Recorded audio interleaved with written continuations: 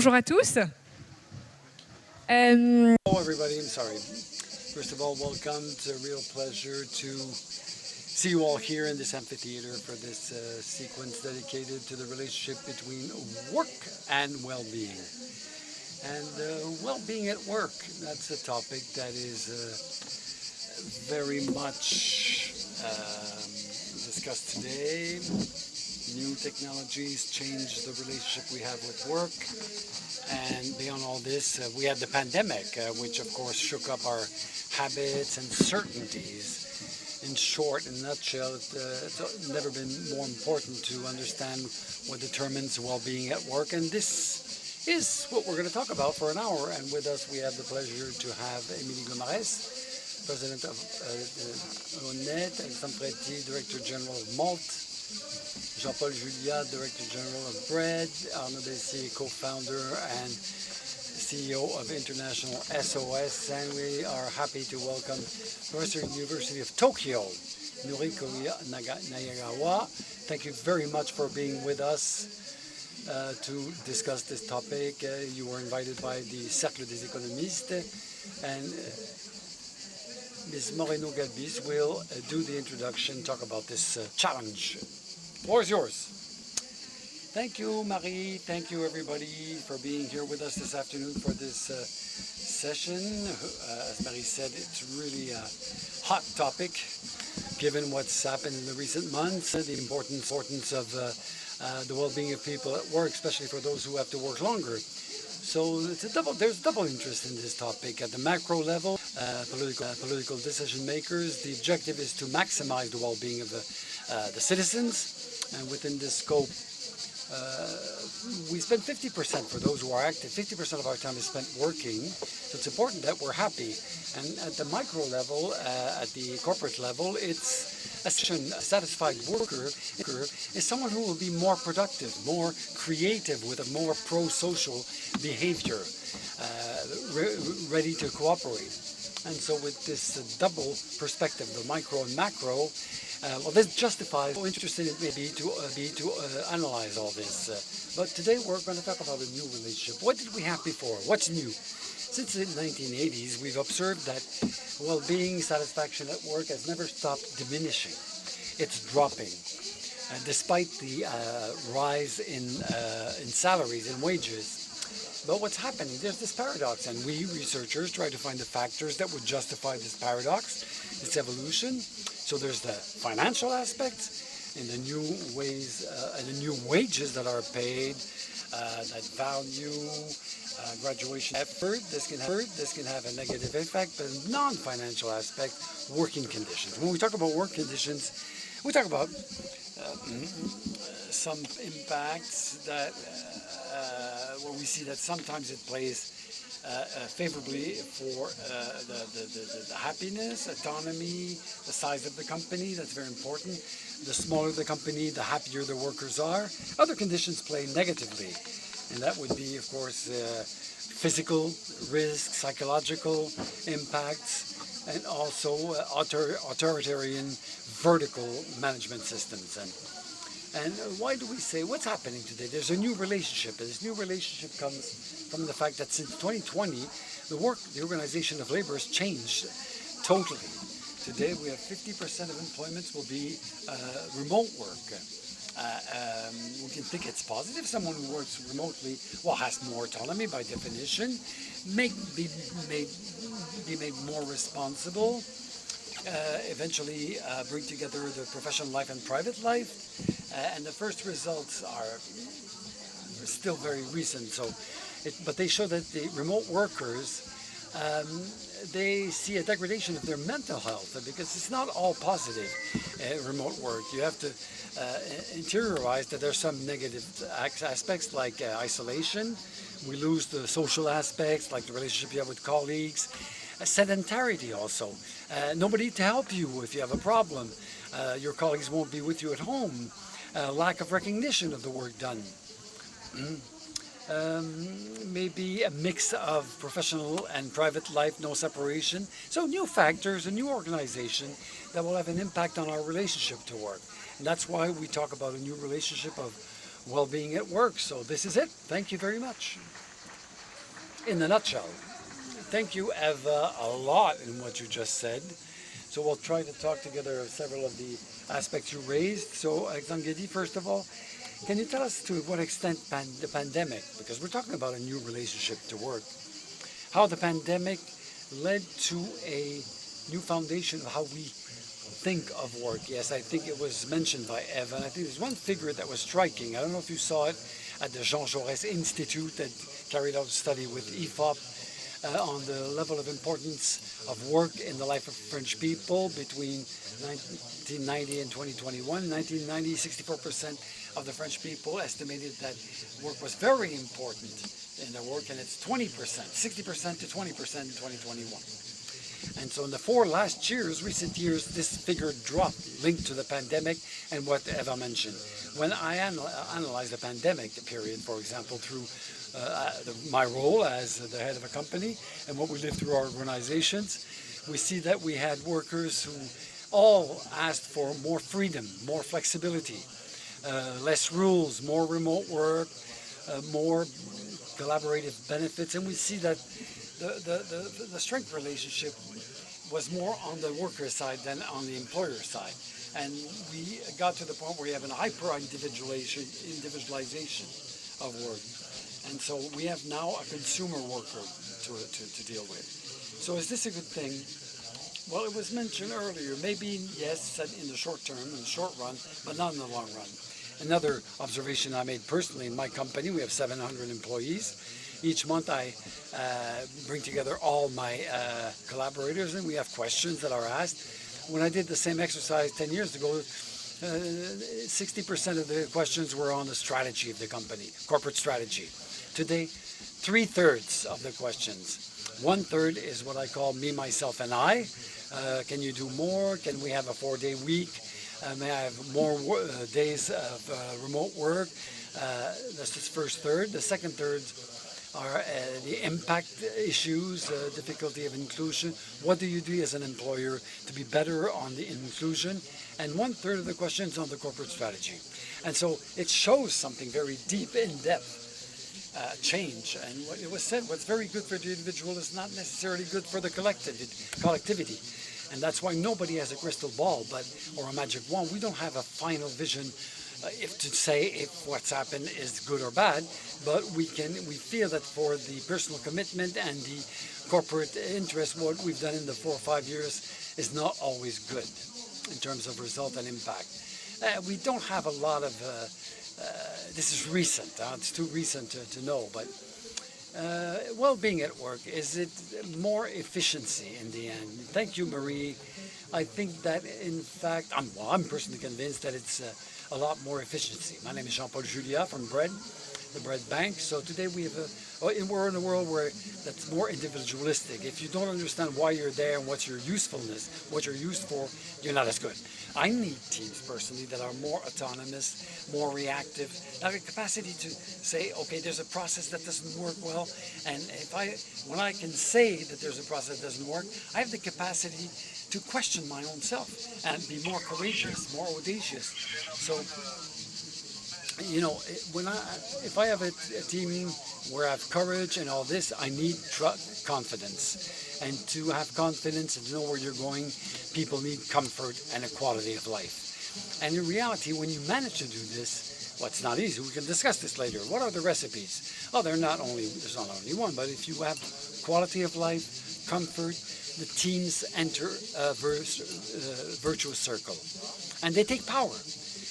20 years ago, I thought that everything was, better when everything had been carefully reflected upon. But today, we're good with what's aligned with what we think, our heart, and probably our stomach. And when the people in the field clearly understand what they do, why they do it, well, you have to give them the key. And to give them the keys, the responsibility, they have to be well. And the better they are, the more virtuous the circle is. I'll give you an example. I'm in a bank. I have commercial objectives.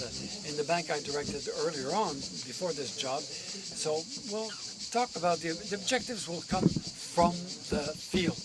And we had 3 times the result. So an economic benefit, because we asked the basis to bring up their objectives. So, you International SOS, you're present in 90 countries. What we just described, this new relationship between well-being and work, is it specific to France, or I imagine the answer is no, but can you give us nuances, talk about this worldwide? Well, first of all, we're really in the middle of the river. We have productivity gains with hybrid types of work, but now we all wonder, and the question varies from one continent to the other. One thing that's striking, we see our teams in Asia, for example, and we have roughly 5,000 people, 1/3 of our staff in Asia, and the teams in Asia all came back to work at the office, 5 days a week or 4 days a week. And a certain number of my peers tell me that the Asian competitiveness will benefit from that, because despite all, collaboration, as Eva mentioned it, innovation, mentoring, all this is done at work, at the office, together, as a collectivity. Now, will the quality of life suffer? Well, what's sure is that if we take Asia, there's a continent where the children work harder, and today the salaried workers have come back to the office. In the U.S., it's the opposite. To bring back the employees at work at the office is very complicated in California, New York, or Houston. It's difficult. People want to stay at home. They want to work remotely. They want to be at the office 1 day or 2 days out of 5. Europe is in the middle, especially in France, where the 3-2 is the general fashion today. Never forget that it creates inequality, because part of the workers can benefit from this hybrid form of work, and part of the jobs are not meant for that. And there's a society that's being divided with the people who feel it as an advantage to work outside of the office, compared to people who have to be on site 5 days a week. So I think we shouldn't neglect that. That's an important factor. I'm personally less enthusiastic with hybrid work. It will stay, of course, because it's a demand, it's a request from employees. The first question when you hire new people in Europe or in the US, it's what's your work schedule? But obviously it has to be managed in a tighter fashion, and think of what we do with the younger generations. I'll give you an example.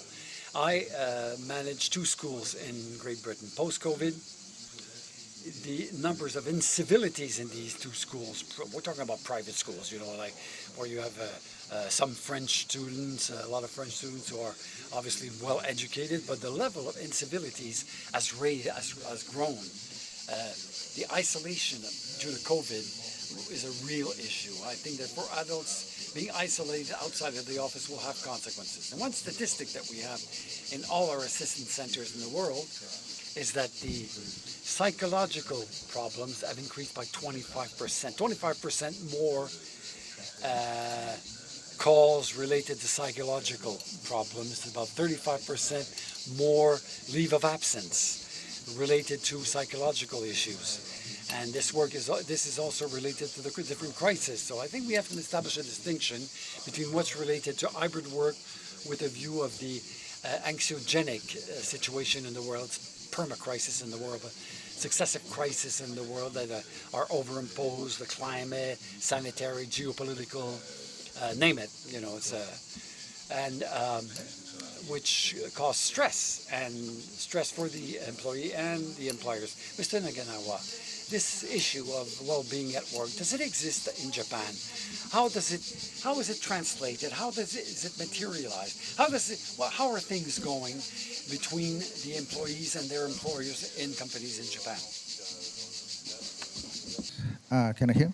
I'm speaking English, and in Japanese society, the relationship between the companies and the individuals are drastically changing now. There are mainly 2 reasons. One is, of course, the pandemic experience. As all of you said, that even in Japan, that we have experienced a very heavy coronavirus pandemic situation, so that the people has to work using online and remote works experiences. That's changed our working style. And another reason is the more fundamental problems. traditionally in Japanese society, the companies employs their workers by long-term relationship. We call the lifetime employment. So that's the company is just a community that each individual belongs to. So that's they devote their effort to enhance the productivity or the company's growth for so their future life. And the company has a responsibility to sustain their life and their future. So if this positive correlation is working, so this is good for Japanese society. So in some senses, that's this type of long-term relationship was an engine of Japanese high growth rate. But unfortunately, this was unsustainable because that the companies experienced very heavy shocks of the outside competitive situations. So that some companies has experienced a bankrupt and they cannot sustain the workers' life. So that's the relationship between the companies and each individual has changing. So each individual has opinion to make their life by themselves and consider the future of life or future of work-life balance and the future of their value of quality of life, so each individual. So this kind of the fundamental change and the experience of corona pandemic situation, so nowadays Japanese workers are changing their mind and they are considering searching the new relationships between the companies and the individuals. And on the company side, they are going to reconstruct the relationship between the individuals of companies. Even still, the long-term relationship is still important. So they are going to make a kind of long-term relationship, but simultaneously they want to enhance the quality of life of each workers and enhance the well-being of each workers. So one situation is making the more flexible work style, as I already said. On the other hand, the main purpose of company and the main purpose of each individual are not consistent in general. So the Japanese companies try to unify their different purposes. So they try to change, each company tries to change their purposes to consistent with the purposes of individuals. Of course, the purposes of individuals are different from person to person, but by organizing some kind of communication within the company, they try to unify and organize a good company's purpose to enhance the welfare of the workers. That is the new aspect of Japanese society. Merci beaucoup pour votre témoignage qui nous montre bien que le sujet dépasse largement les frontières, non seulement de la France, mais de... This shows that this topic crosses boundaries. Emilie Mandarez, it was mentioned before, remote work divides society, creates inequalities. And you experience that on a daily basis because your jobs cannot be turned in remote work, but they are ultra important. So how remote work being one of the elements for the well-being of individuals, how do you respond to this request, this demand, when you can't offer remote work to your employees? Well, thank you for the question, and thank you for giving me this opportunity to talk about our trades. Our trades are essential. We're in the corporate cleaning, in fact, and maintenance. For us, inequalities are not necessary at work. Our trades, the UNIT Group is a service company,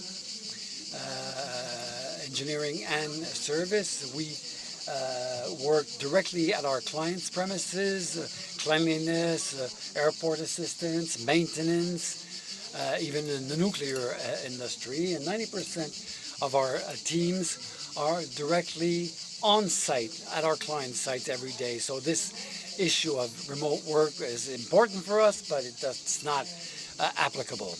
And so if I go back on one element that you raised earlier, question for us is to know what is the degree of satisfaction we can have at work.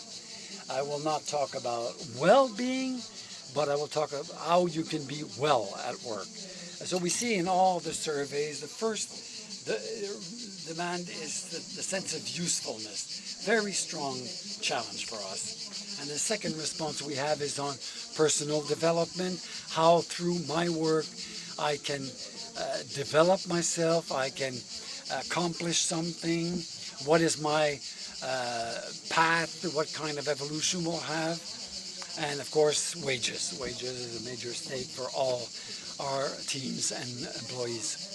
And so finally, the question for us is to wonder how in trades, we're in the backstage.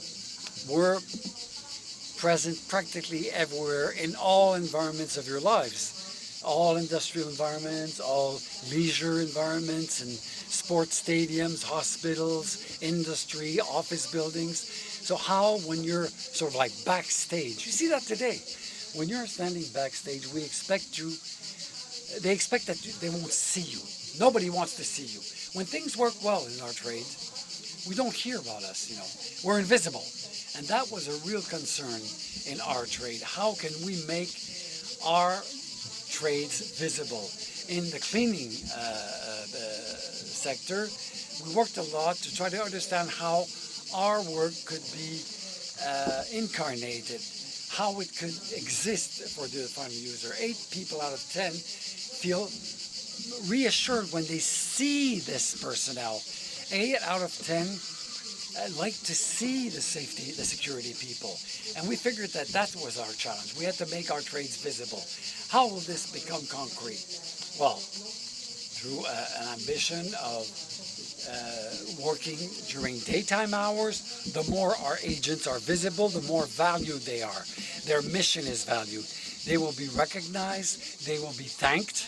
It's very important, something that no longer existed in France. But today we're happy to see that more and more our teams are greeted, they're thanked, and it's a major stake. And this value is seen through all kinds of gestures, the recognition of their mission.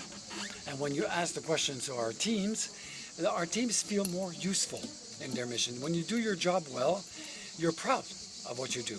And it's this feeling of pride on which we insist, and it's the way we see our trade. You talked about collectivity in the 4-day work week.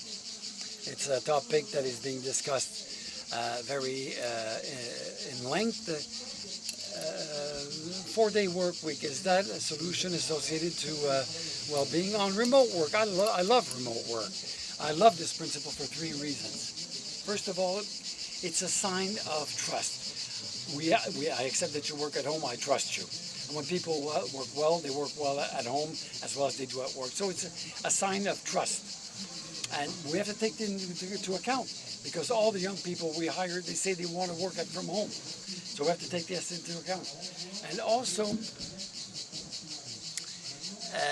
changes the management approach. But I think we have to be careful, not too much. In a team, you have to have time together, spending time together. When I work remotely, when I start a meeting on Teams, I don't make jokes. I don't have a coffee together or tea. It's cold. I can't create a team when we're not together, when we don't have relationships at work or have arguments. You can't innovate when you're working remotely. So I think remote work is good, but we're just coming out of the trauma of COVID. I think we'll have to take a distance, find the right dosage, and maybe our company has to have an objective, and each manager inside the organization has to be able to say, over this limit, the team won't work well. So it's the role of the manager to strike the right balance. What is the finesse between collectivity and the individual? teleworking will provide some well-being at work, but there are more topics. So health at work is part and parcel of this process. Yes, you're right. This is my job, by the way. So I will defend my case. But when you question the employees, they want to be reassured in terms of health, in terms of security, and they want to get a well-being policy. So it's important to have practices whereby employees will get a better life, will live better. So we need to come up with a new approach to work, approach to office occupation. Going to work should be enticing. It should be based on collective efforts. So occupational clinics or health medical centers in companies are emerging in India, in the Philippines, and in many developing countries. We can see those health centers that are being developed. And the objective is to provide health offers and well-being to the employees. In the US, the companies pay for the costs of health. So for them, it's important for them to make sure that the employees are in good health. And in the US, there's a renewal of medical centers in the office campuses. It's quite paradoxical because there aren't too many employees in the office blocks now. But you need to take into account the new technologies in the field of mental health. Today, people should get an easy access to mental health services, so they should be able to manage their health. There are lots of digital offers now. You can conduct a digital health self-diagnosis. There are different methods to manage stress, to manage sleep, re-socialization. All of these digital methods were in their infancy 2 years ago, and they are very efficient. We provide our customers with digital tools, and they are outstanding. And in so doing, you can create a hotline. People can talk to psychologists. You can get access to therapeutic specialists, to doctors, to physicians, to psychiatrists, to psychologists. 82% of the employees want the implementation of full-fledged well-being policies at work. So it goes beyond hybrid work. How the companies should take that into account. And then you have compliance issues at stake. There's a 31030 ISO standard whereby in health and safety there's a whole complete health policy. If you want to qualify for this ISO standard, so it's very concrete. So, of course, it's important to enable people to work from home, but not too much. Once you've created the health and security conditions at work, how do you acknowledge and value the skills and competencies for people? This is something that is important for employees. Alexandre Fretti, do you think that there's a need to value these skills and competencies? So back to the well-being of the employees, and allow me to make a link with the teleworking approach. We talked about a divide, a digital divide. There are some people who have access to digital technologies and those who don't have access to digital technologies. But I will give you an example. A boss in a consulting firm conducted analysis. Young consultants, after 2 years of experience, they are lagging 6 months behind versus those who worked remotely. In our companies, so in an open space, I visit some open spaces, and a 25-year-old, a newcomer, and he's alone. Where is the team? And the team members are working from home. There's a generational divide. When you are aged over 30 years of age and you've learned the basics in a physical world, that's quite unfair vis-à-vis the young people who are recruited. So basically, these people will be trained, but they will be alone. They will fend for themselves because their team members will be at home, working from home. So, of course, we have to work remotely. I'm working in the freelance business, so what is important is to work away from home or from home. So if I were to recruit people, the main asset that I highlight, these are different benefits, teleworking, working from home, the ability to work everywhere in the world. And of course, I can acquire some skills, but I cannot keep them. If I want to keep my skills, it's a matter of links. It's a matter of development. It's very difficult to square the circle because we want individual well-being. So it means that I need to be more remote from my company. At the other end of the spectrum, I will be committed if there is some meaning and development. Meaning is a very important word. So meaning, why am I here?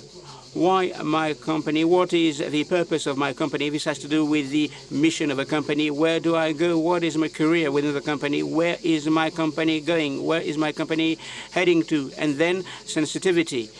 So impact and emotions. So the role that we have in the company today, we need to be able to be lenient. We can work from home, and so much the better. But if you consider the corporate project, it's a matter of creating links and developments.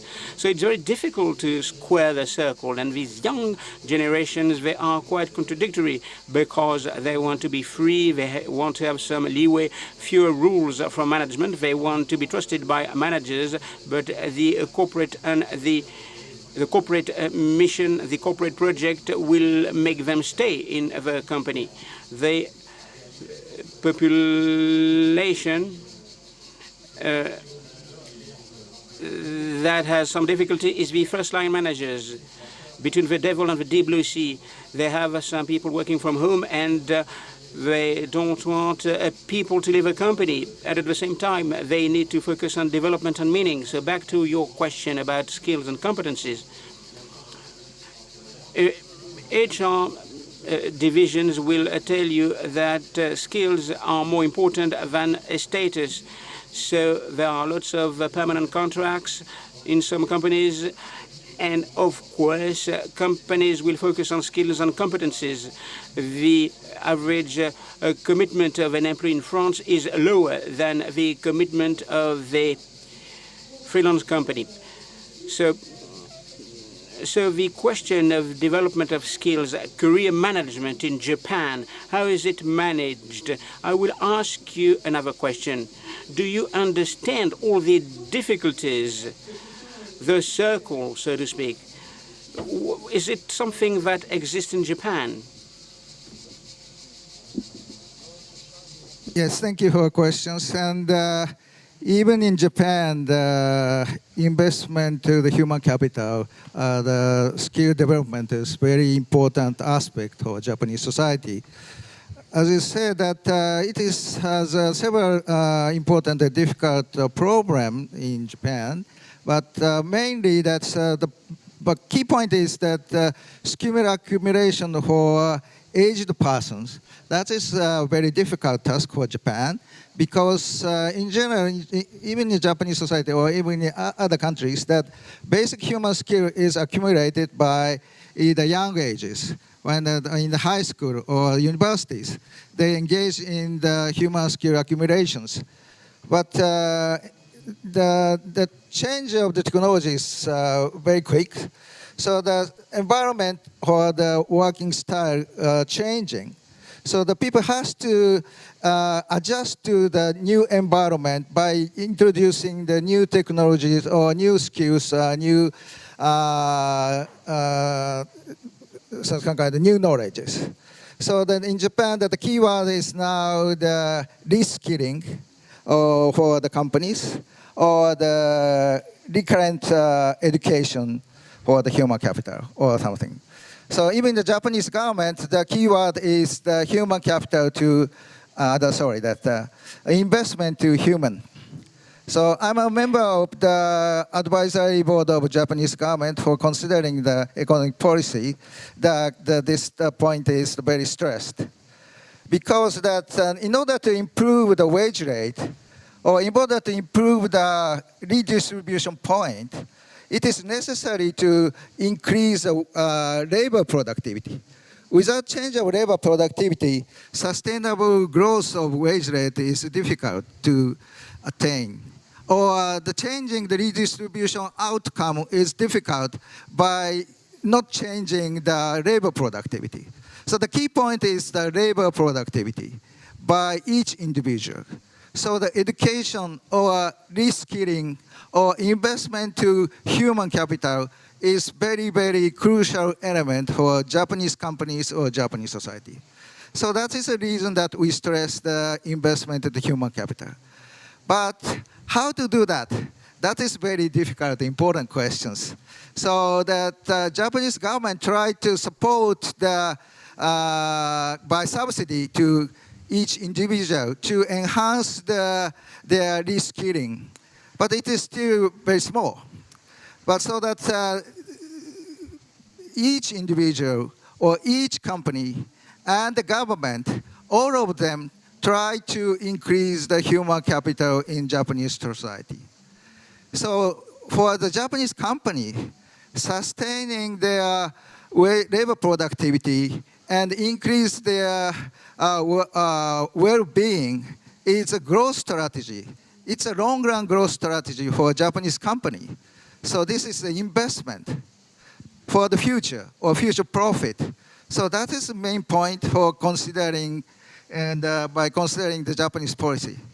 And try to improve the situation in Japanese company, and we get pushing the policy to improve the technological progress and simultaneously the human relationship between Japanese companies and workers and increase the labor productivity by investment to the human. That's my policy.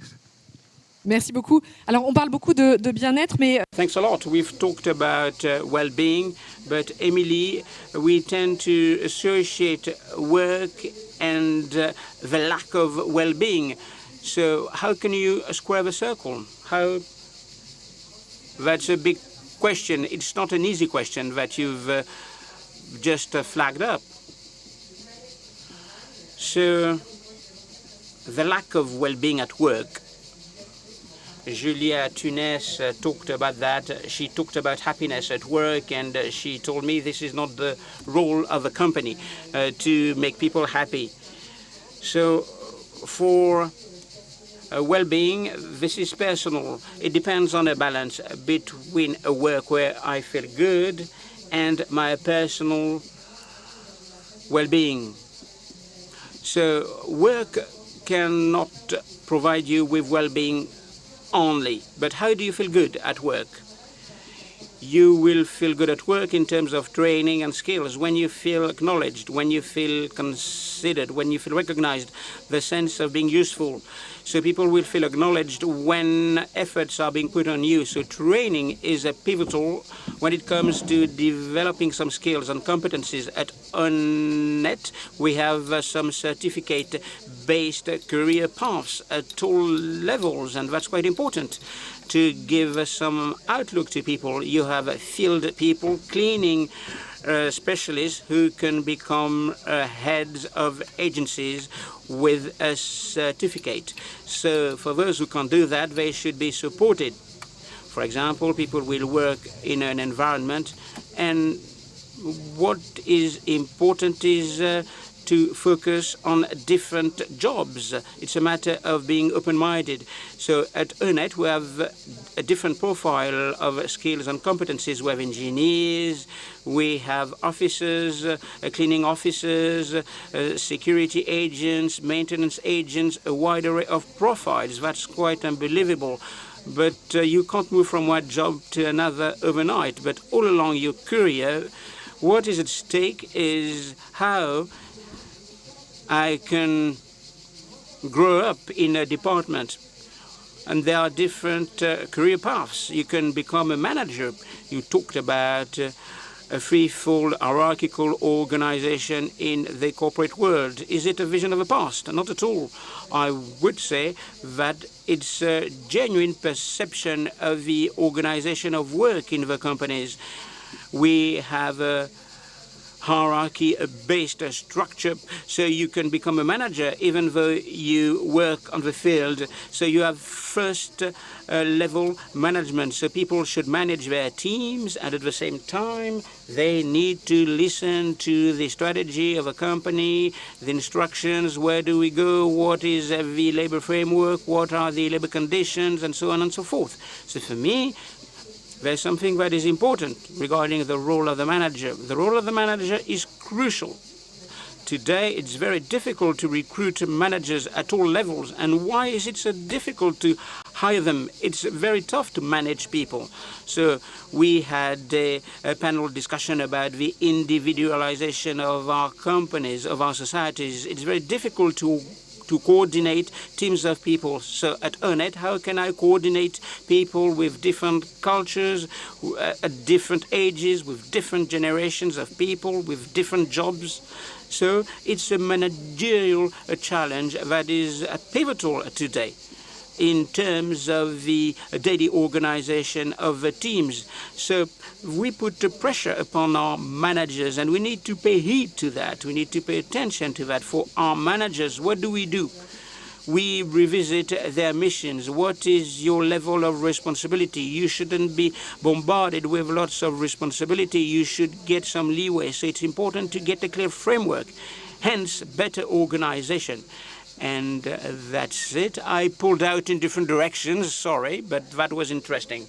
So the role of managers is crucial, but at the same time, they should be backed, supported.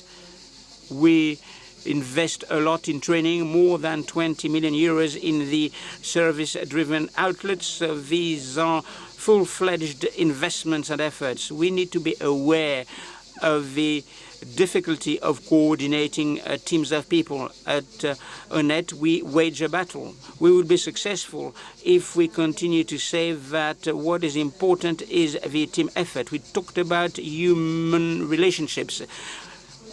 So if you want people to enjoy their work, there should be good relationships. Instead of having humans, if we have robots, no. We need robots, of course. We need digital technologies, but we need to help the teams. We need to make the work of our employees easier. People should feel a sense of being useful. You need to develop interpersonal relationships to find the right idea, the right solution for our customers. And with those daily practices, we'll be able to find some solutions. So a Q&A session maybe now. Where is the mic? Where's the mic? So we have 10 minutes ahead of us. So there are lots of people raising their hands, but there is no mic. So there are two ladies. A gentleman, ladies first. Okay. Thanks a lot for your observations. I'm Florence Gomez. So we know the bottom line, but people are less committed. You have lots of people suffering from burnout, lots of people absent from work. People are suffering from depressions. Of course, it is due to COVID, but to many other issues and problems. We've talked about different managerial levels in companies. Even in smaller companies, top managers can be coached, they can be supported, but for middle managers and low managers, do they have these self-development tools? Because we've made that observation. So you talked about digital tools, but these digital tools are poorly used. I talk to managers. So what have you implemented in your companies to make sure that those problems are sorted out? So with International SOS, for the 15,000 employees, they have access to an app, Coalels. So it's a self-diagnosis tool. So the start of a personal treatment. or personal care of your own situation. Of course, the company doesn't get access to data and information. We talked about ill-being, discomfort in companies. This is a trend. This is a tangible situation because of the post-COVID situation, because of the outside environment. And corporate restructuring processes have gone unabated. So this is a trend, and this won't change in the future. So I think that changes have sped up, and I don't think that we'll be back to a stable period. So tools should be digital tools, but personal tools, customized tools. So managers should be taught how to decipher, to spot the signs. In France, we are fortunate because we have an occupational medicine system. So people should be trained. Again, doctors and physicians shouldn't do only checkups, but they should broaden their strategy. They need to think in terms of the employee and how he or she is relating to the company. So employees should feel that they are supported when they are in a bad patch. Mr. Julien, go ahead. That's fundamental. As far as I'm concerned, everything depends on the manager. And this is the most difficult job because we are dealing with human beings. And the leader has to lead by example, to set an example. So when I'm an employee, I will say, what is the meaning of my job? And I don't like incantations. What is important is to provide a framework. The clearer framework, the freer I am. For example, I prefer doing a job that is not smart with people that I like, rather than the opposite. But this is what I think. But it is not an all-encompassing truth, but I want to know what is my need, and I want other people to know what is my need and what is my truth. So the manager will say, why are you happy? Why aren't you happy? How can we make sure that things work together? So the employee should feel confident. But these are simple rules. But when these rules are applied, they're efficient. Go ahead, madam.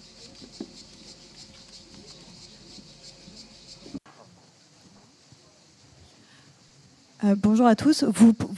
So good afternoon to all of you. So can you measure the well-being at work in your companies with all your employees? So how do you monitor well-being at work? This is a feeling. It's very impalpable. There are lots of issues we know are obligations, but it's very difficult to find the right path when it comes to measuring and gauging the policies that we've implemented in order to support people. Any solutions? Do you measure well-being at work? There are two answers. Of course, you need to measure the well-being at work. We are currently implementing a tool, an anonymous tool with lots of questions, and people can get some statistics. So, of course, I mean, we are 3 people in a department, but there are some tools that will enable you to get some statistics. And we have 2 pilot projects, and managers can feel how the teams are behaving. So there are some digital tools. And I would tell you something that is being said by my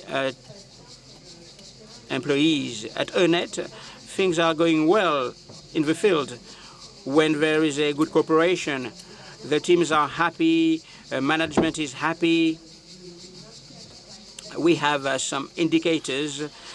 Accidents at work, lost time accidents are not really high. They are quite low. So it's a good indicator.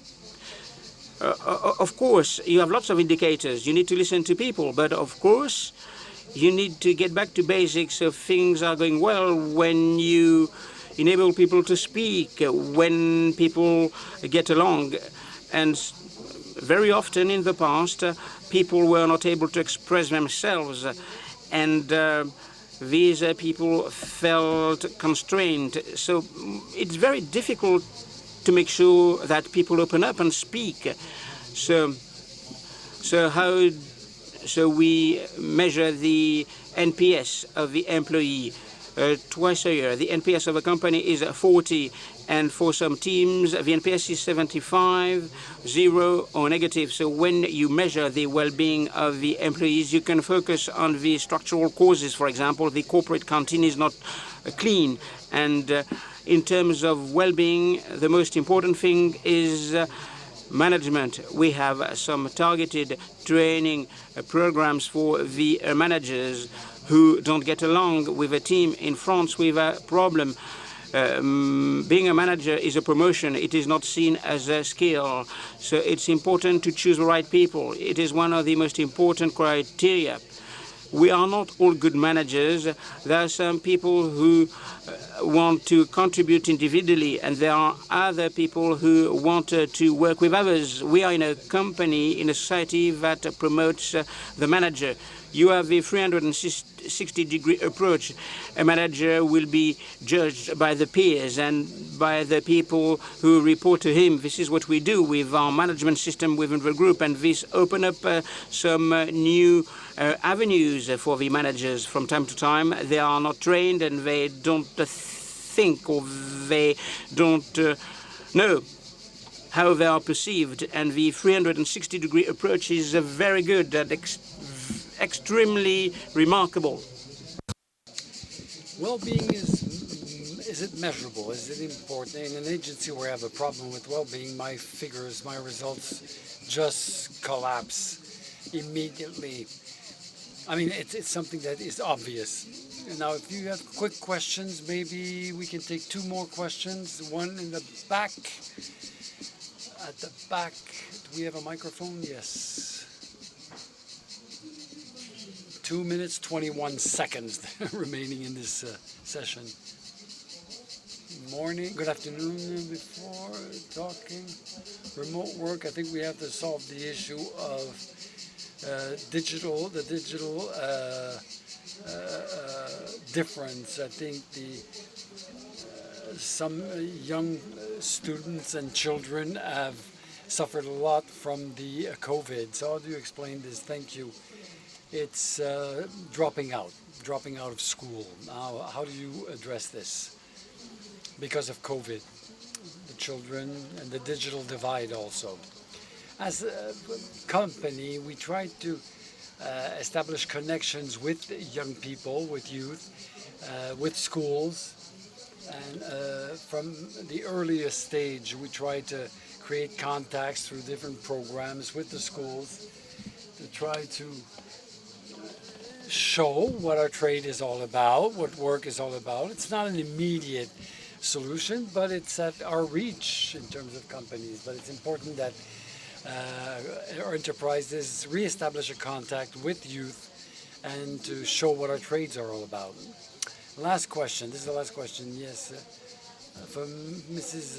de Lombarès and Mr. Fretti, I was wondering to think about what is well-being in companies and with the generation divide. We are doing a survey on the social dialogue. Could we change that, the social dialogue? What kind of social dialogue could we think about? New social dialogue.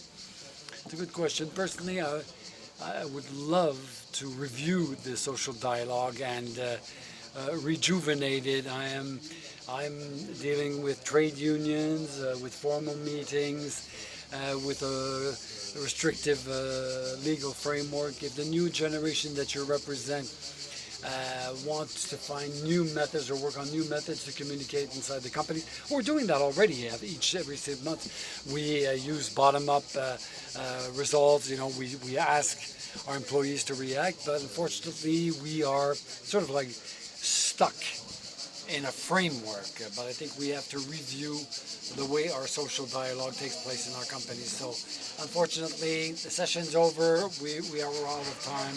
Thank you for your active participation. Wish you the best for the rest of the meeting.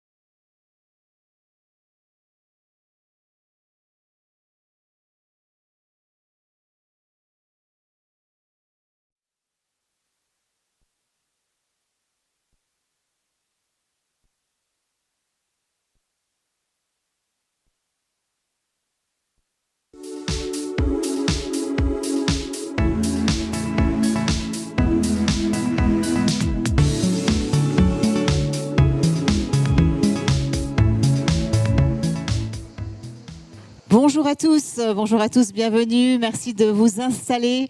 On est très heureux que vous soyez.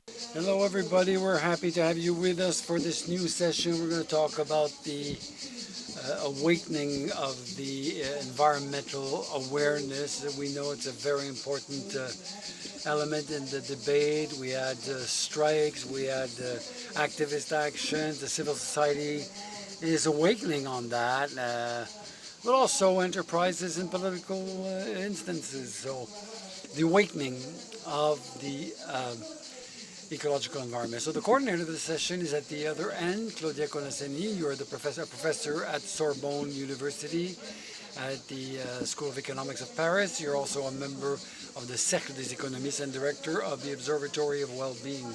Also with us are guest speakers, Immaculée Tatouzamis, a climate activist, Rise Up Movement.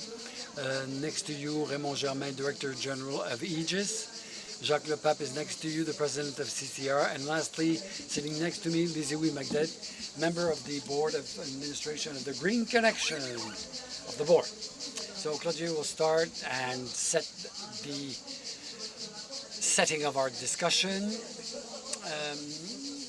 on the awareness on these ecological issues and the impact it has on the morale of Europeans. You'll talk about this eco-anxiety that we are seeing everywhere. So what are responses that we can bring to this anxiety, eco-growth, eco-modernization? What are your theses? What are your ideas? Thank you very much. So I think the human being is used to live without a broad horizon, with a sort of veil that hides the future. So we're short-termist, if I can say. It's linked to the human condition.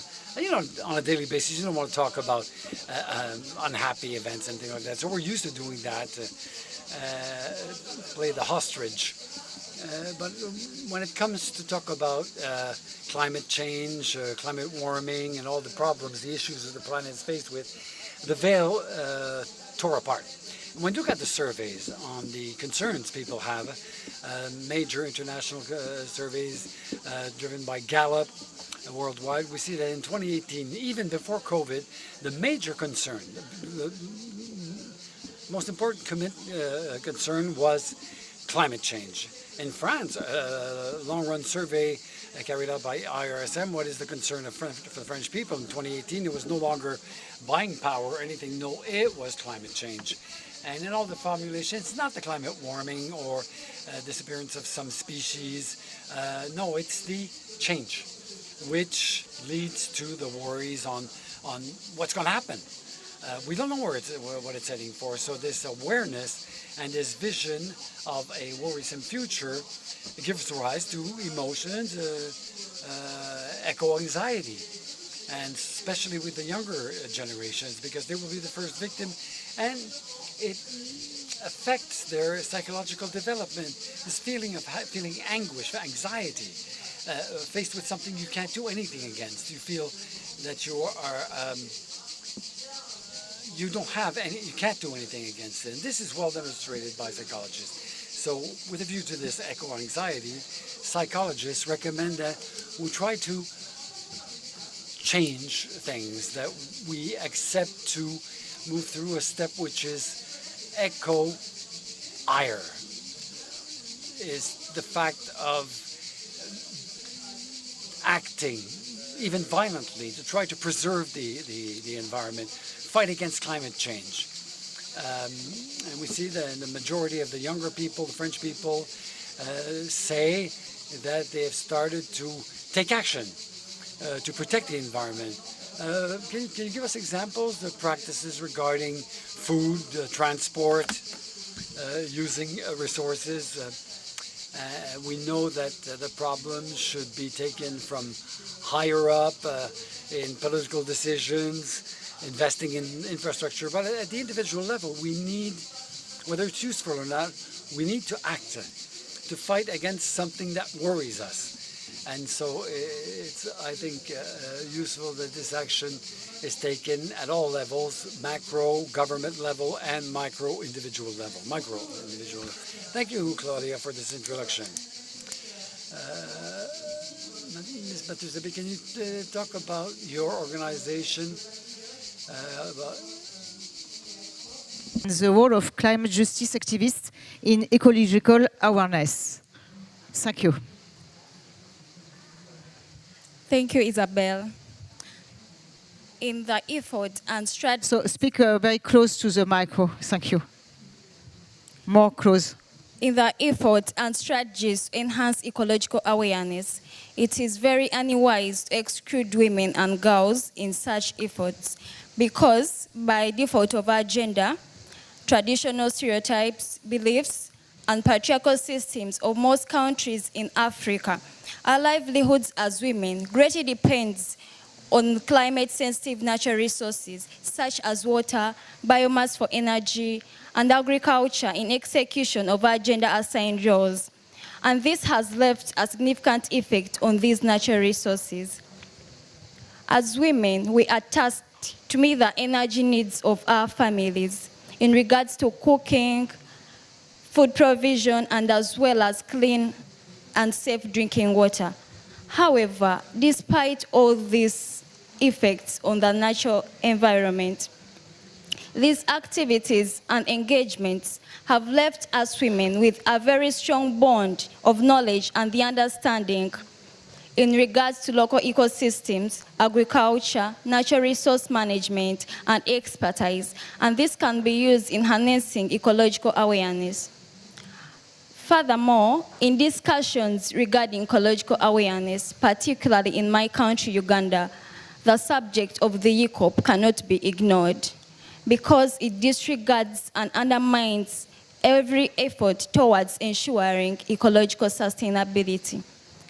For those of us who could not be knowing about the ECOP, it is the East African crude oil pipeline that is going to cover 1,443 kilometers from Hoima district in the western part of Uganda to the Tanga port in Tanzania. And this is going to greatly affect the climate, biodiversity, livelihoods, and protected areas. 400 wells are going to be dug up in this oil project, and 100 of these wells are within the mighty Marshall Falls National Park that houses very many species of wild animals, and this is going to affect our tourism industry. A third of this pipeline is going to be built on the Lake Victoria Basin, where over 40 million people rely upon for drinking water and food production. Building such a massive crude oil pipeline by the Uganda government and Tanzania with the help of Total Energies is the last thing we truly need as the planet, because it's going to affect the ecosystem, the global south, and the world at large. As we speak now, so far, 178 villages in Uganda and 231 villages in Tanzania have been displaced.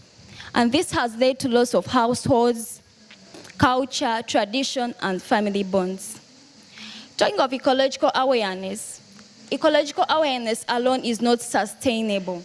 There must be a certain degree of accountability from our leaders, countries, corporations, and individuals at large, especially where profits are being chosen over the people and the planet.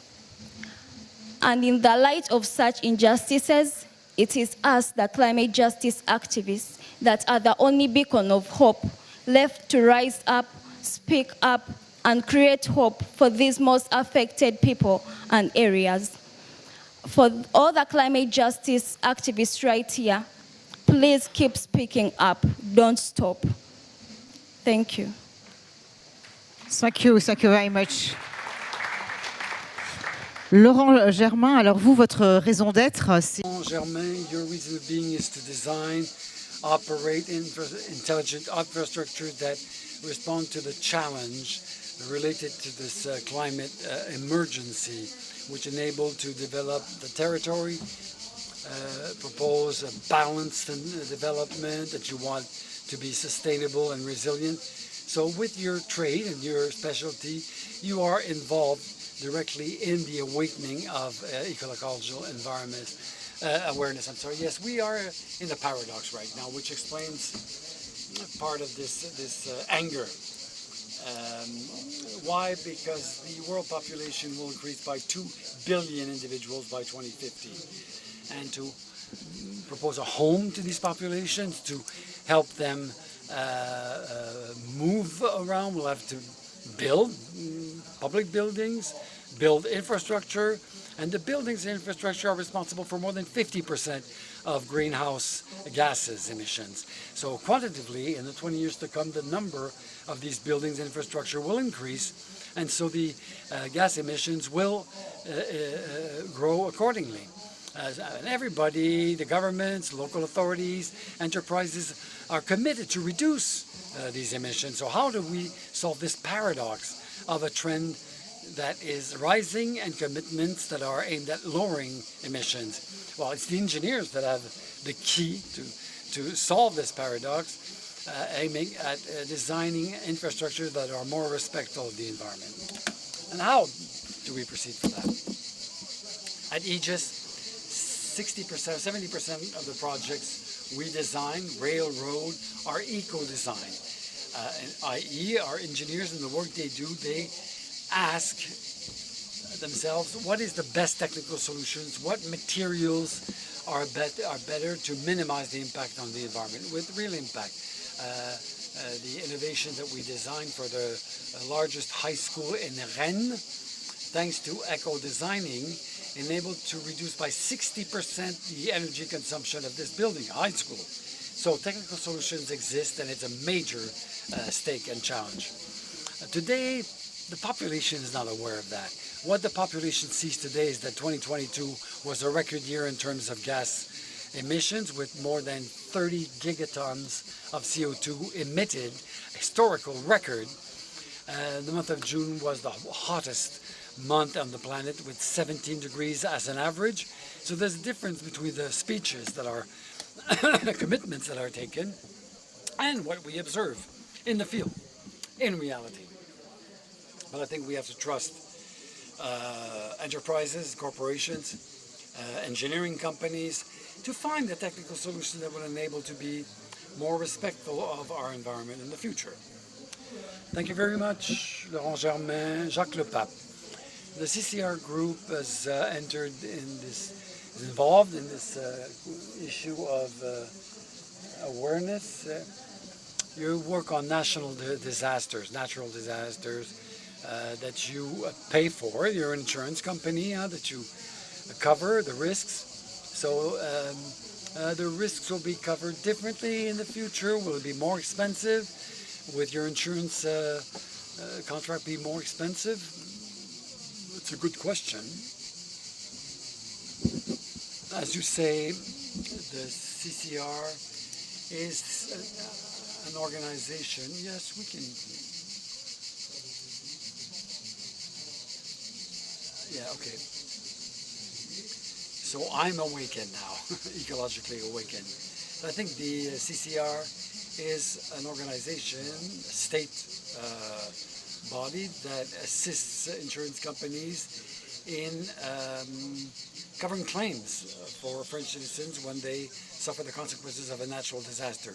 And climate change, of course, leads to the fact that there are an increasing number of natural disasters and more and more serious.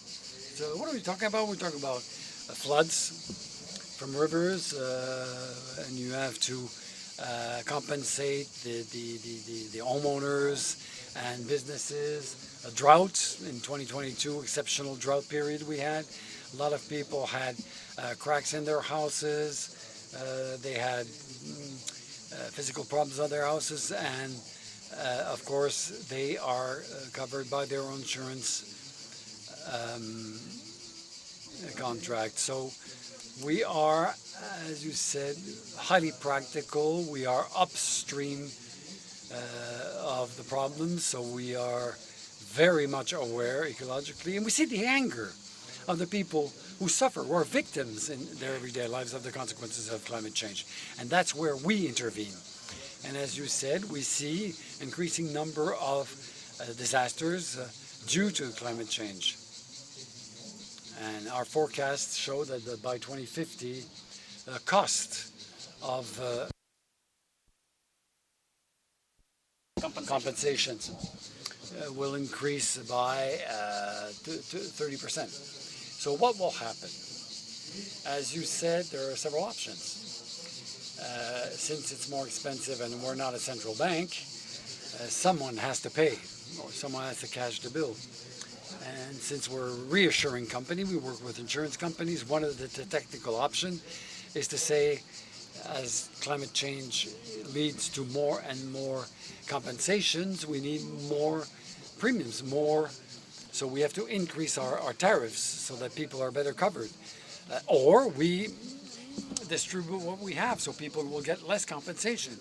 It's a choice, you know, it's a growth or degrowth. It's a possible, it's an option. And the Minister of Finance in France, Bruno Le Maire, created a commission to give some thought on how we would address the issue of the increase of costs due to factors. One, what you mentioned, the increase in the number and frequency of damages. Second, the fact that people want to get better compensation. And I'll go back to the situation in Uganda. I think that in fact the situation in France, in a highly developed country compared to a developing country, is in the case of CCR, there's a big difference. The French insurees benefit from a regime, despite the drama they live through, they are compensated by their insurance companies, so they get compensation. So I think it's part of the analysis we have to propose to people and the choices we need to make to draw the practical consequences of the climate change. We need to have macroeconomic policies to emit less CO2. But in practice, how do we do that? And we compensate, we pay compensation, and we try to find the means to offer better compensation to respond to the demand. Thank you, Jacques Lepab. Easy-Oui Magdid. COP process has having become a place for fossil lobbyists to retard climate action. And then you want to speak about the rise of activists, environmental defenders who speak out and act despite threats to their lives, and that the economic system needs to change. We are going to hear you. Thank you, Isabel. And pardon and sorry, I can't speak French, but I hope you can understand. I just wanted to say that Nelson Mandela, who was our first president of a South African democracy, had these words. He said, "Remember that hope is a powerful weapon, even when all else is lost." And so for me, that is an important factor. I just want to start reflecting on the COPs. If you remember, we had COVID for 2 years, and then now we don't have COVID. We have had climate crisis. It's the 28th year that we are sitting around and talking about how to solve it.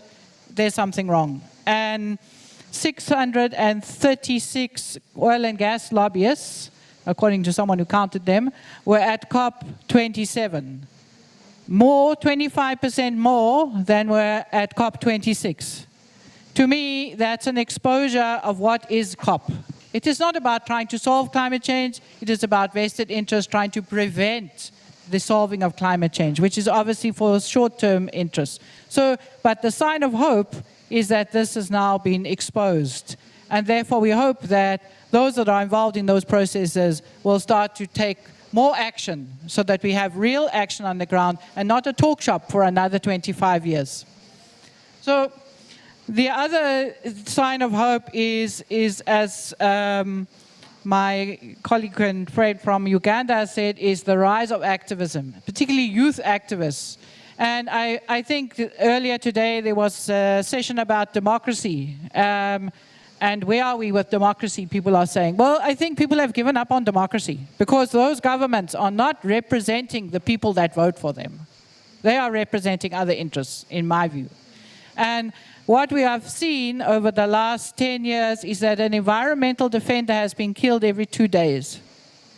And yet we seem to think that those voices don't count. And I think it's because we are so far apart. I come from South Africa. People here make decisions, for example, on Total, sits in France, makes decisions, and who benefits in the end. So in South Africa, we had a conference to ban asbestos. And the transnational business leader stood up and said, you know, you can't make an omelet unless you break eggs. And one of those family men who was dying of asbestosis stood up and said, well, I am one of those eggs. And I think this is where we need to get to, is where people need to sit around and discuss. And then we have this power imbalance in the world. And what in South Africa we are seeing is that local organizations, communities on the ground are going to court and they are winning. And the courts are finding in favor of the communities and against the big corporations.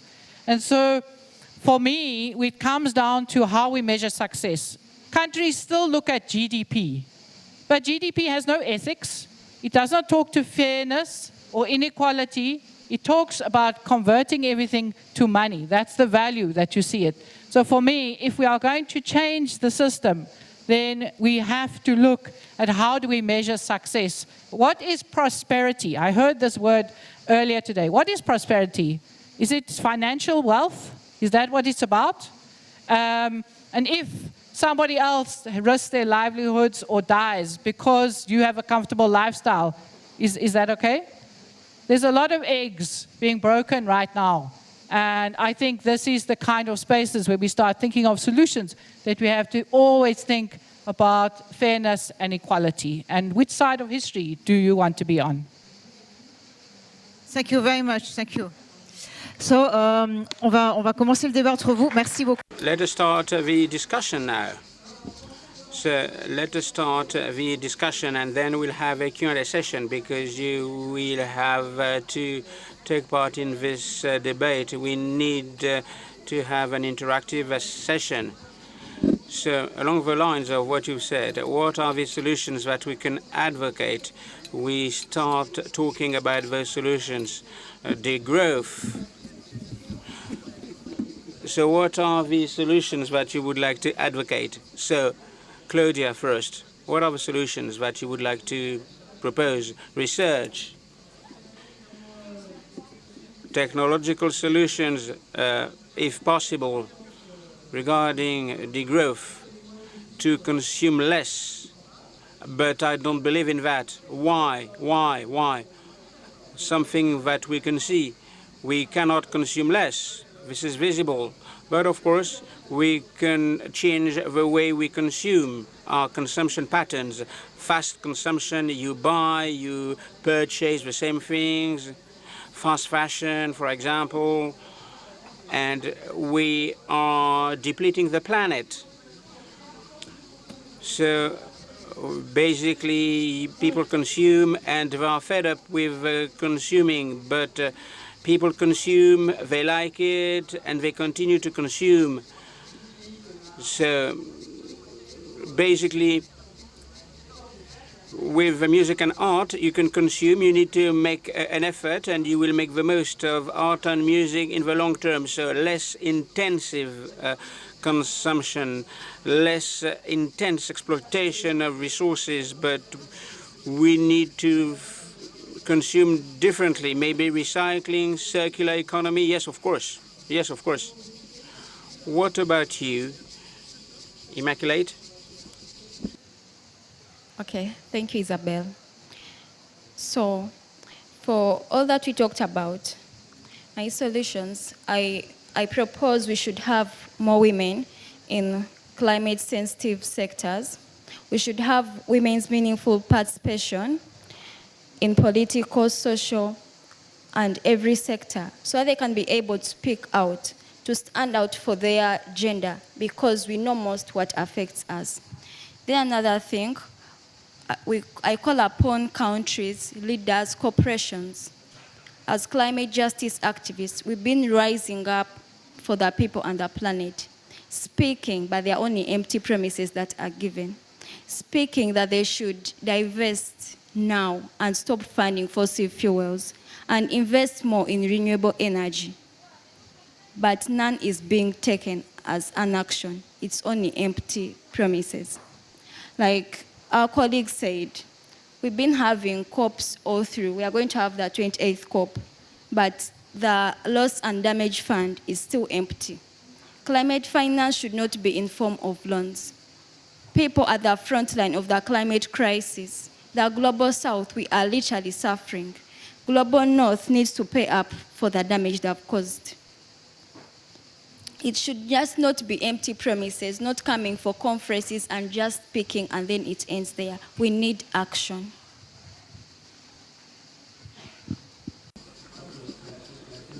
The solution cannot come from degrowth. There's a simple reason. Of course, we'll have to invest massively in renewable energies in order to reduce emissions. The latest report of Jean Pisani-Ferry says that 2% of GDP by 2030 to build. In France, we need to increase by sevenfold the wind farms, to increase twofold solar farms by 2030, because we need to produce more electricity, 40% more electricity if we want to be carbon neutral. In order to generate enough value to conduct these investments, we need to grow. Otherwise, we won't have money. We won't be able to invest in order to reach carbon neutrality. So the solution is not degrowth, but we need to trust companies and public powers in order to get the private-public funding in order to build the required infrastructures for decarbonization. What about you? Not degrowth, but growth. In the insurance business, one of the solutions is investment in prevention, what it's all about. The municipalities can build dams and dikes where there are some floods. When a home is suffering from cracks because of droughts, there should be a water container that will keep water in summer and will limit the effects of droughts in summer, and in a tangible way, in a more concrete way, it's a matter of not building dwellings and buildings in places that are drought prone to avoid building concrete buildings. Exactly. So with these rules, we will be able to limit the bill that is ahead of us. It's a matter of common sense. It's a matter of being practical. Lizzie, what do you think of that? So I think this issue of growth, degrowth is the wrong question. We should be looking at what do we need. So do we need schools? Do we need bridges? Of course we do. We need those things. But how do we make those decisions? It's a simple one. We need to really scale up renewable energy. But that also involves those rare earth minerals. And some of those, where the mining is happening, is going to cause destruction and abuse of human rights. So the best thing that I would say, the challenge I would make to every CEO here, is do you have anyone on your board or as your advisors from an affected community where your business is affected? Because that's the way. It's about decision making, how the decisions are made. Yes, business can be very innovative, which is fantastic, and with the political will, that is great. But if you do not think about those who are going to be affected, you are not going to solve. We are simply going to solve one crisis and create another. So for me, it's about people power, and it is about involving those who are affected in all your business decisions. Laurent Germain, vous voulez réagir par... Laurent Germain, what is your take on that? That's a very good idea. So, of course, we need to take into account the composition of the board of directors in order to understand climate-related changes. But companies have been doing some work. Why? There are 3 reasons. A company has to transform itself because of climate change. You have a war of talent, for example. 63% of young people who will say that they can give up a job offer if the company doesn't lead by example in terms of energy transition. For example, my company, I recruit 3,500 people each year. If I don't make progress, I won't be competitive in order to recruit the best talent in the company. Second reason, funding, financing. Banks will give funding to companies that contribute to the fight against climate change. A company has some investment needs, but the company needs to present some KPIs verified by the bank. KPIs where the funding, when you have a look at the assessment of the corporate value of companies on the market, the companies that can demonstrate a concrete impact on the fight of climate change will see their valuation increase versus those which don't do that. The war of talent, meaning for the young generations. The young generations, they want to get a job with a genuine meaning.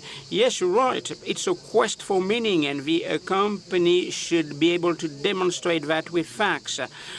So rhetoric is not enough, to say the least. Facts are pivotal. We gave you some examples. When a company behaves badly, everybody will know it. So if a company does not lead by example in terms of ecological transition, it will be conspicuous, it will be visible.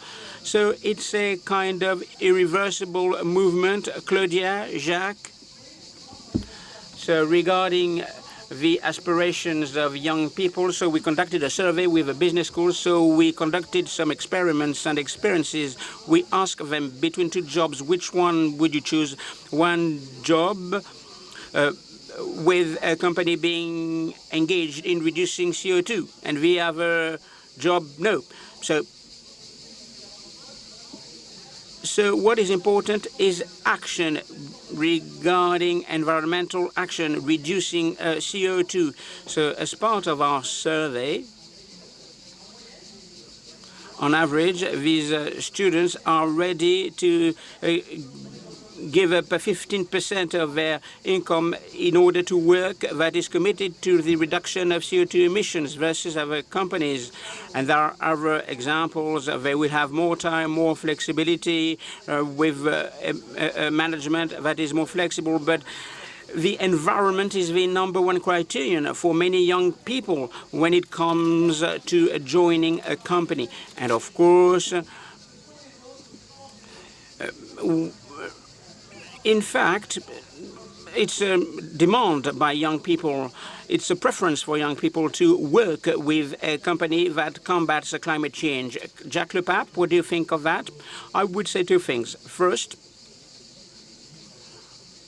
I would like to echo what has been said in the field of insurance for the market.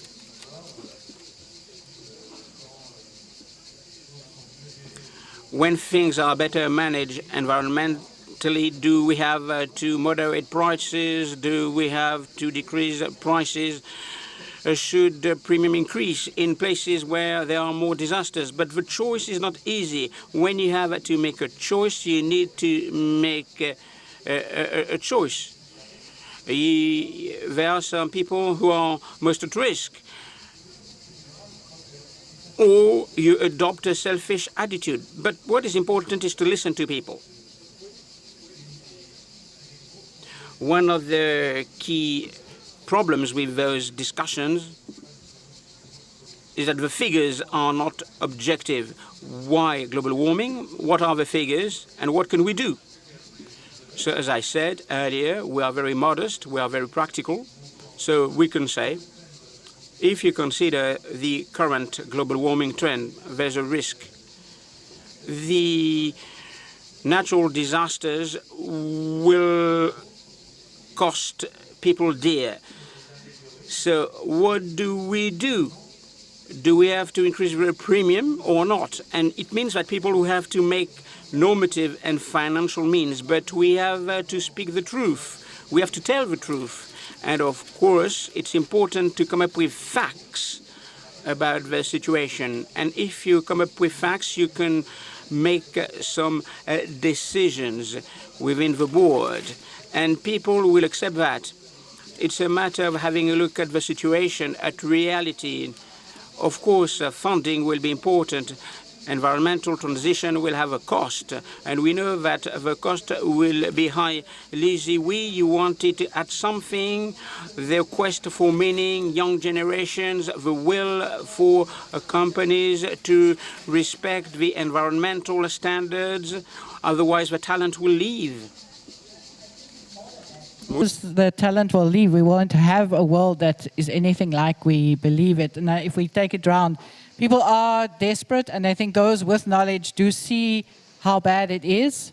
And maybe if we sit here, we think it's a warm day, but think about what is happening in the south. So for me, it's about power.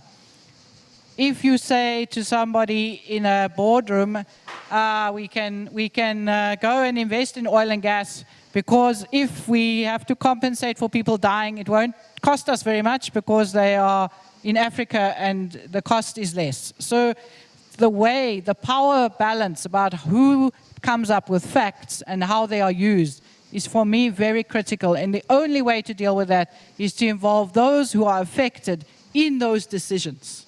So we cannot sit here and say, well, we can make decisions in France for what is going to happen in South Africa, and that it's up to us. We sit here and we rely on a report. No, the people from South Africa must be in the room with the people from France in order to decide together whether this is a good decision. It's how a decision is made. And it shouldn't be about just money.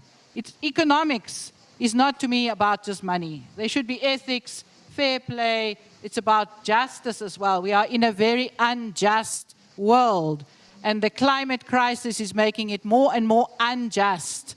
And the way to fix it is not do the same as we have done, but to start something a bit more radical. And we don't have the time to think about it too much. So I guess that would...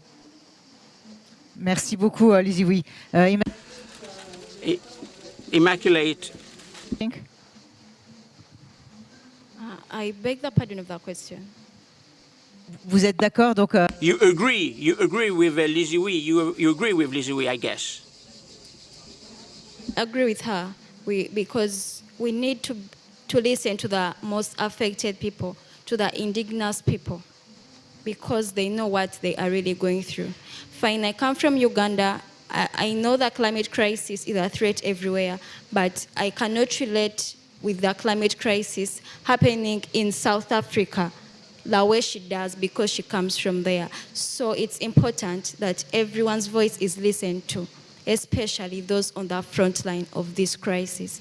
The climate crisis is not in the future. It's a threat that's already robbing us of our present. So we truly need to act.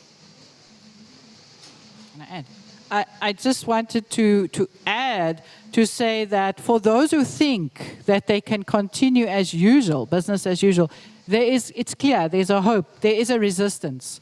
And that's what we are seeing. And those resistance is starting to affect the bottom line of companies who think that they only have to think about money.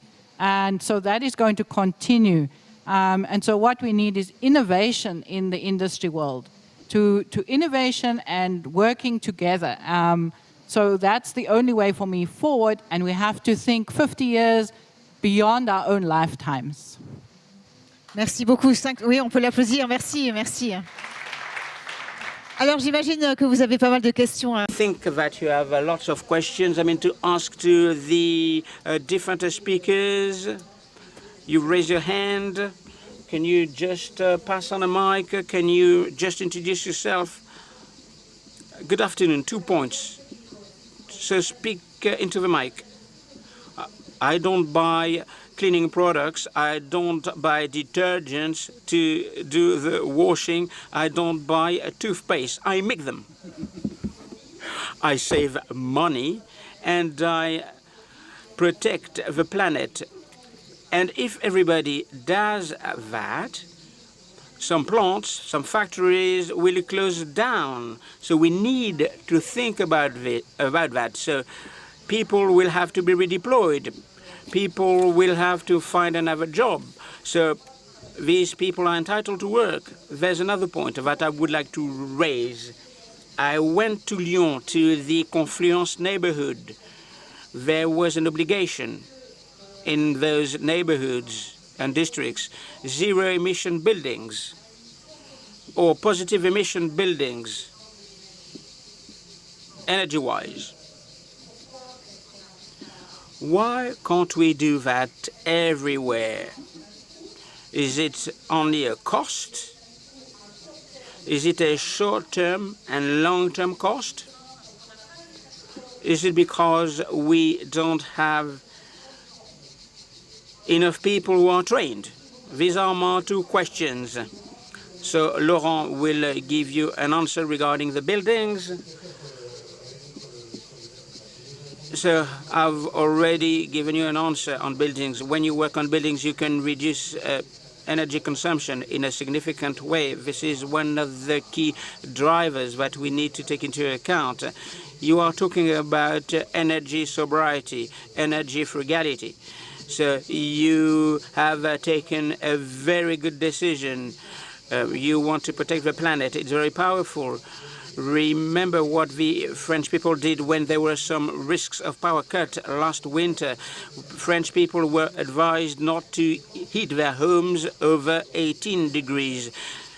Accordingly, electricity consumption in the country dwindled by 10%. So energy sobriety or frugality is one part of the solution, but you shouldn't confuse sobriety and degrowth. Being energy frugal doesn't mean that you need to support degrowth.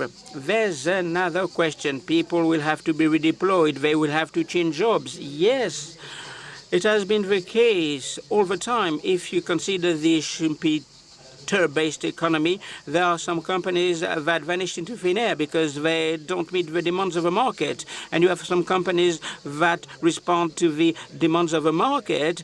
This is what we call creative destruction by Schumpeter. And this is what's going to happen with climate change.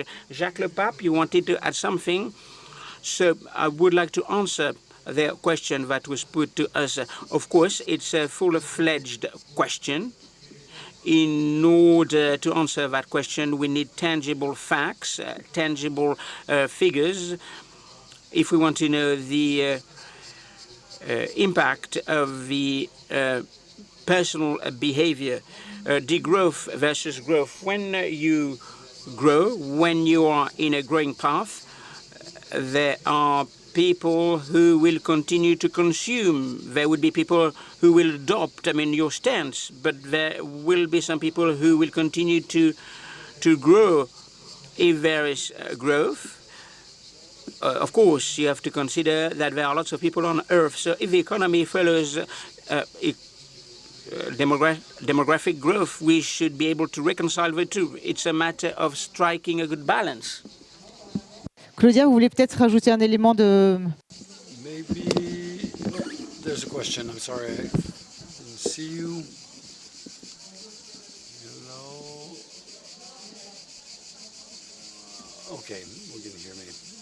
I'm a bit surprised by what I just heard. In particular, when I hear that we can't ask people to consume less. I have been applying degrowth for several years. I live much better than I did in the past. I don't take cold showers every day, and I don't use candles. I live normally, but I apply the principles that I defend. Consuming less is not an illusion, it's a need, a necessity. Whether it just boils down to waste. We waste 1/3 of our food stuff. We waste 1/3 of our energy. Is it reasonable to buy, as an average, 40 pieces of clothing per year and per person, when you know that 2/3 of this clothing are thousands of tons that will be sent to Africa as waste to be so-called recycled?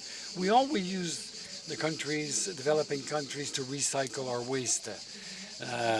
We need to consume less. There is no other way. And I am under the impression that our debate is 10 years old. It's no time to be a bit more, make proof of sobriety and eventually energy renewal. No, there is an ecological emergency And that's at the origin of the disasters.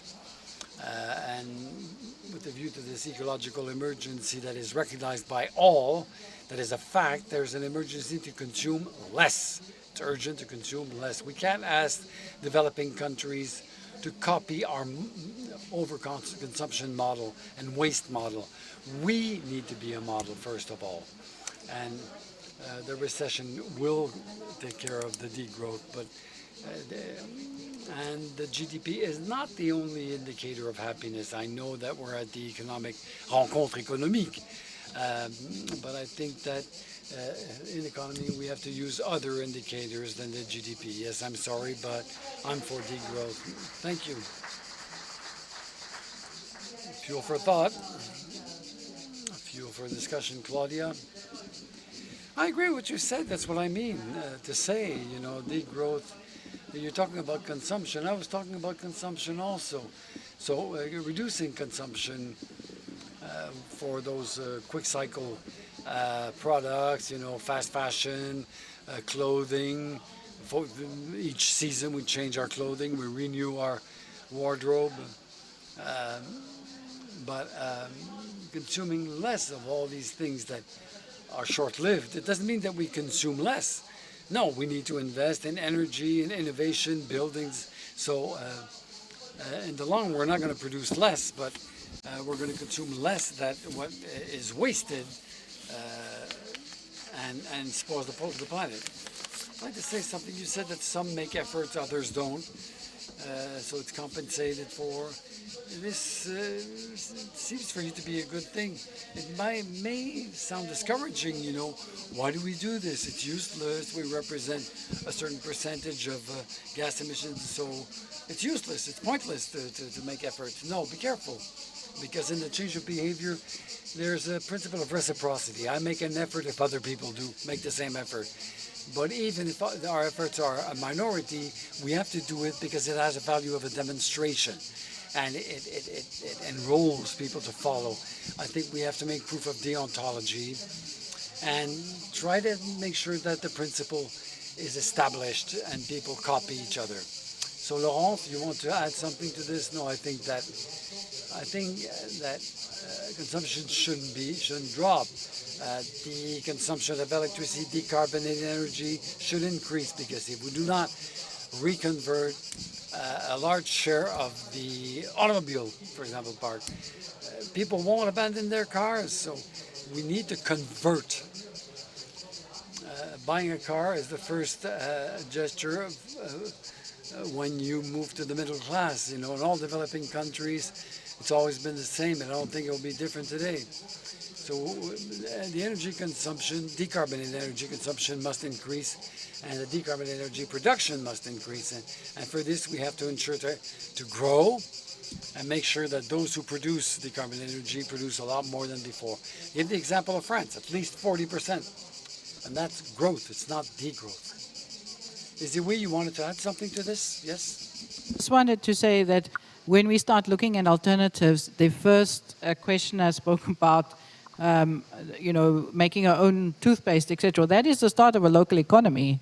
And so that could be a place where jobs get redeployed from existing chemical spaces into a new localized economy, which I think speaks to the second question as well, which is it's the consumption. All of our personal consumptions can change. But I think for everybody, we have to get one thing straight now. It's not about do less impact. It's about every decision must be to restore the planet. We've already done too much impact, and we now need to fix it. So, and maybe I would say, close with saying, you know, it's change doesn't necessarily happen, you know, because we run out of something. The Stone Age didn't end because we ran out of stones. So, you know, things can happen differently if we put our minds to it.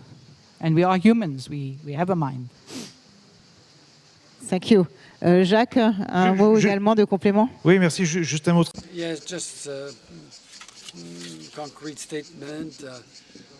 When we talk about waste, I think that common sense is the most efficient. If we look at our insurance business, for example, prevention and compensation, the choice is to say, do you spend money after to fix things or before, building dams and to protect your investment? So you have to make these choices soon, upstream. And I think it's this kind of reading that we make progress without having theological debates that had no impact with a view to the importance of the problem. Immaculate, you wanted to add something to this question? Like we said, it's okay to consume less, but this goes back to what has been invested in producing the less. What did we invest in? Before consuming the less, was the investment in something that was reducing the carbon emission, or because all this goes back to us investing in what is renewable. Yeah, because for every $1 invested in renewable energies is equivalent to 60 to 70% of job creation. Yes, we can consume less, but that we produce the less that we are consuming matters. Est-ce qu'il y a d'autres questions? Est-ce que vous avez d'autres questions? Any other questions? Yes, in the back.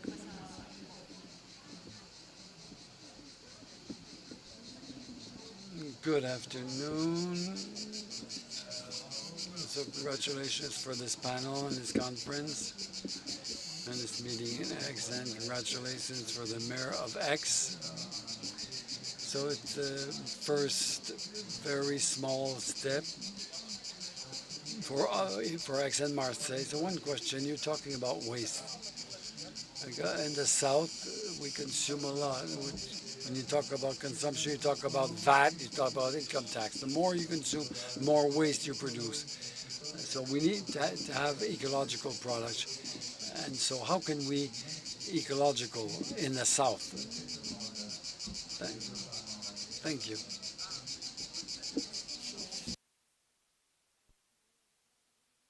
So who wants to reply? The notion of waste. Okay, waste is very important. Claudia, Ziwi, do you want to comment on that, waste? Yeah, but I can make a suggestion.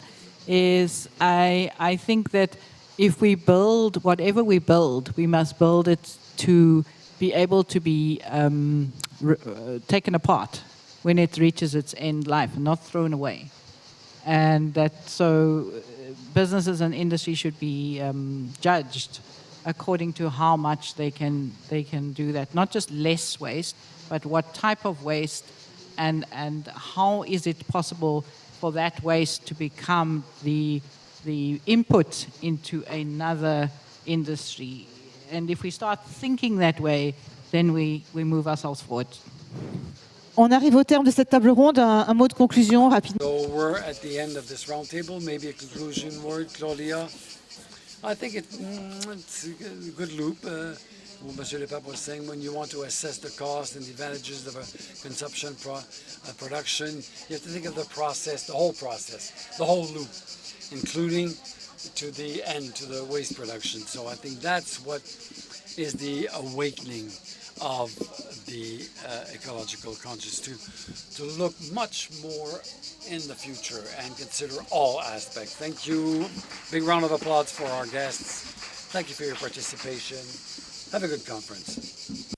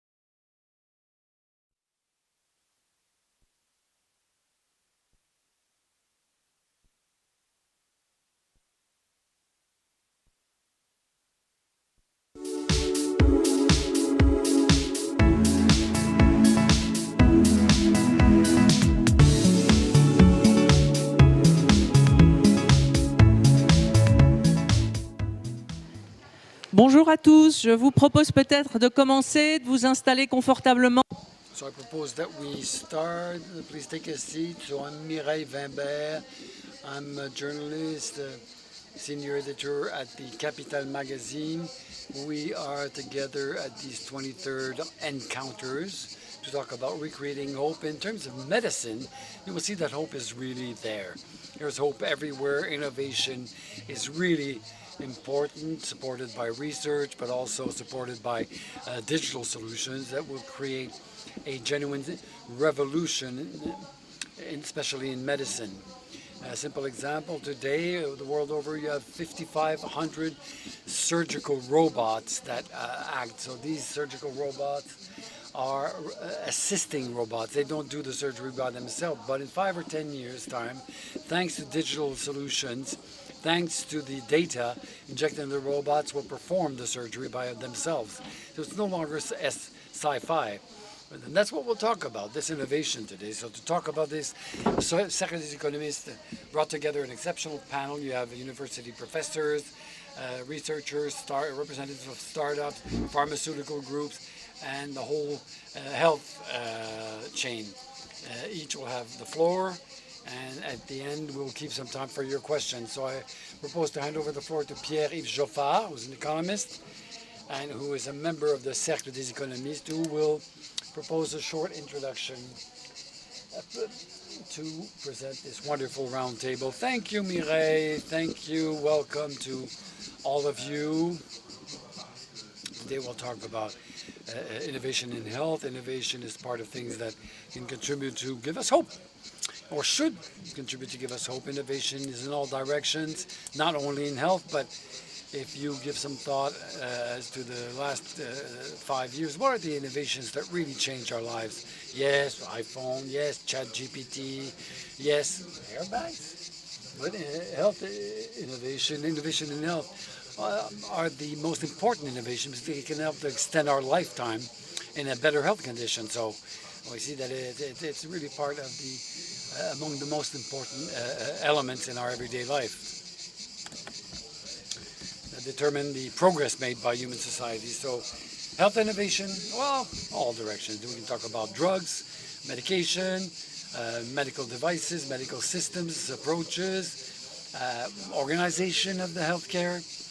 And there again, digital solution can be at the heart of genuine revolutions in how we organize and coordinate the different actors in the health chain. So the roundtable that we brought together here tonight, this evening, is really exceptional with its diversity and geographical diversity also.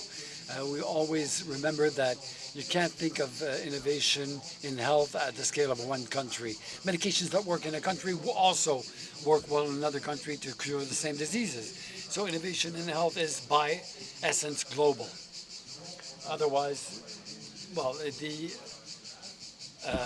outlets are international, the markets are international, and the whole chain is conditioned by the specificities of the countries in which those products are generated. Innovation is in health lies on an extremely complex and rich ecosystem, which involves basic research, academic, public, private, so fundamental research, applied research, translational, national, translational, moving from the lab to the drug or injection drug, so it mobilizes different players.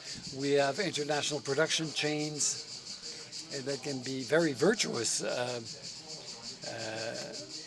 in how they can bring forth emulations in terms of innovation, but also reveal weaknesses.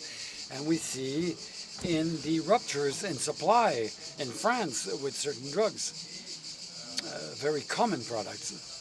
And so it's an international sector. It also depends on local context, on regulatory aspects. We have a system where things are tightly imbricated between the private and public sectors. The private sector can be involved in fundamental research, but also as financiers. Some of the expenditures of research and development can be promoted and encouraged by tax breaks, tax incentives, the policies. When it comes to the regulations, when it comes to validate drugs, they vary according to the country. The tariff settings, the price settings, also is important, and so that's at a national level. We can't talk of the drug market at a European level, even if we'll just talk about that level. So the stakes are varied, and we'll try to analyze this change. It's an evolution from the most fundamental to the end user, to the patient. Always thinking about the missions of innovation in health. Two missions: one, finding new products to cure diseases that we did not cure in the past, and second, that these innovations can be easily accessed to all those who need it. Aristotle said the progress is worth it if it can be shared by all. And so we're very important to bear this in mind. Thank you very much, Pierre-Yves. And we'll start with academic research. We'll travel a bit, and we're going to go to Saudi Arabia, if you will. Enas Elisa, you are the president of the prestigious Princess Noor University in Riyadh. Exceptional university, 33,000 students, the largest university, women's university and girl university in the world. You are a scientist yourself. You're a doctor in anatomy and neurobiology. You've published extensively in academic reviews, magazines in your specialty. Can you tell us how this university contributes to medical progress? Sorry, I'll have to speak in English. Wish I could speak in French, perhaps in another lifetime. Thank you very much, Mary. Thank you very much, Pierre. Thank you for the conference, for inviting me to be here. I'm very excited and honored to be here in this 23rd anniversary of this prestigious meeting. And I'm very happy to tell you the story of Princess Noura University. I tend to speak very fast, and I'm told to speak slower today for the translation. So it's an exercise. It'll make me a healthier, better professor in the future to speak slower.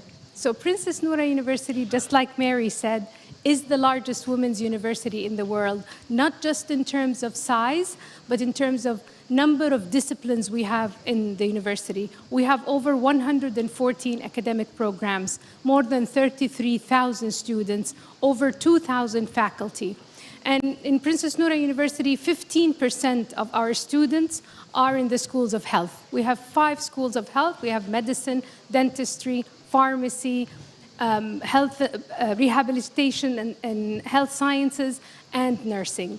In Princess Noura University, just like any other university in the world, we strive to produce competitive graduates that are competent citizens, global citizens of the world. And we decided to focus on 2 major areas. One is health and wellness, and 2 is innovative technologies. And that's why I think I'm here today participating in this conference.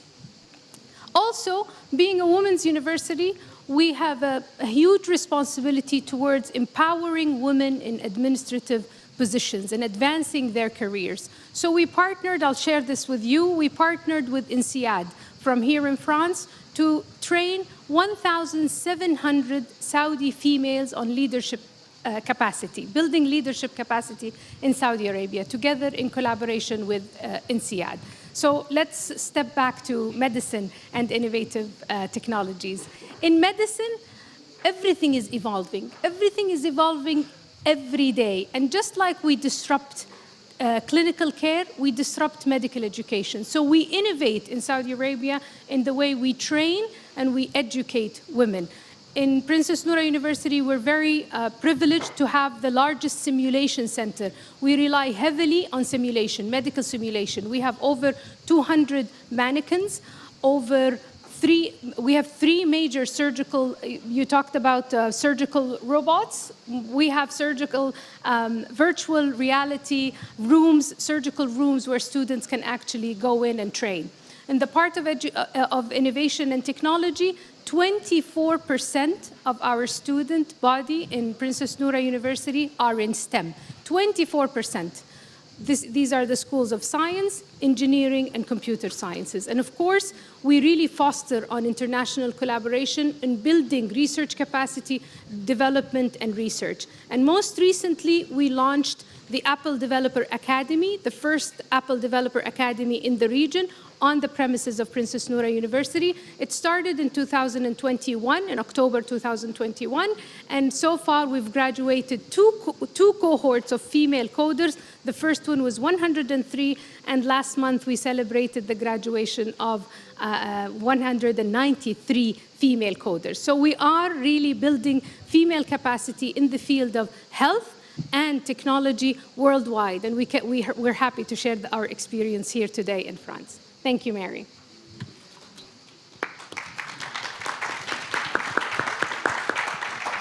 Merci, Madame. Thank you, Madam. Thank you. We'll continue traveling. I propose that we stop in Singapore, where we will meet Dean O. Mr. O, you're at the head of the Department of Biomedical Engineering of the National University of Singapore. You're also at the head of a certain number of research institutes in the field of AI, artificial intelligence. It's your specialty. You are obviously a researcher yourself, and the youngest researcher that was admitted at the National Academy of the U.S.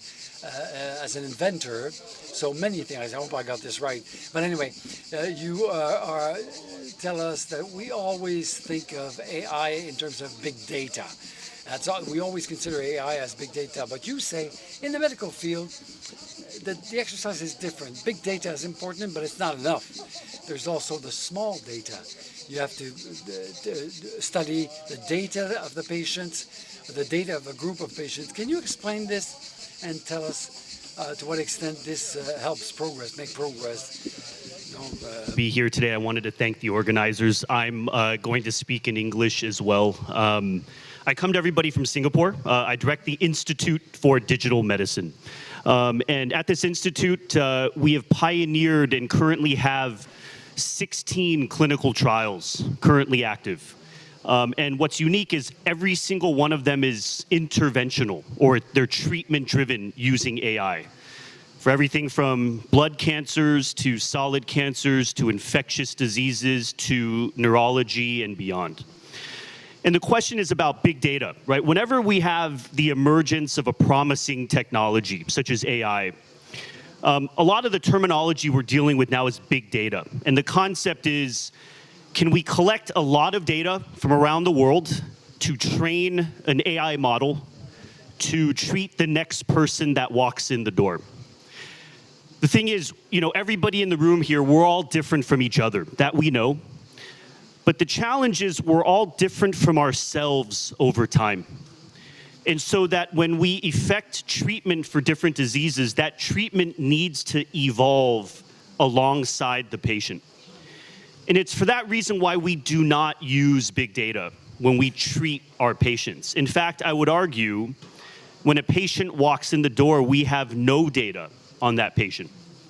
And what we do is we come in and we prospectively calibrate each patient. We vary the doses of the different drugs that they get, and we measure the responses over time. And we use that to create what we call a digital avatar. And that digital avatar is a three-dimensional map where we use only a patient's own data to manage only their own care dynamically. Right? I'm going to give you one example of how we do what we do. About a year ago, we had a patient come into our institute, and they had failed virtually every line of treatment they had. They failed standard chemotherapy, they failed targeted therapy, they failed immunotherapy. And this patient was not far away from hospice care or end of life. And so when this patient was given a line of treatment and they didn't respond at all, which is actually quite common in cancer therapy, we actually had calibrated the patient. We spent a little bit of time understanding how they respond to different doses. We spent a little bit of time collecting their biomarkers to understand how they respond to these variable doses. And we created this avatar. And for this patient, without changing the drugs, remember, they did not respond to this line of treatment at very high dose. But without changing the drugs and just by reducing the dose of one of the drugs by about 50%, imagine that, reducing the dose by 50%, we flipped that patient from becoming a non-responder into a responder. Right? And so what we did is we bought substantial time for this patient with very high quality of life. And we did this not only for this patient, but we do this for many patients. Right? Using only their own data, we design better regimens for them and we dose these regimens better using small data. Only that patient's own data to manage only their own care. So I'll conclude with, you know, in this emerging world, when we think about new technologies, it's okay to think differently about how we do what we do. We're at that stage for AI now. And for things like cancer treatment, sometimes less is more, right? Sometimes less is more. And so I think we have this very exciting opportunity right now to really explore this digital health revolution for more patients across the globe. Thank you.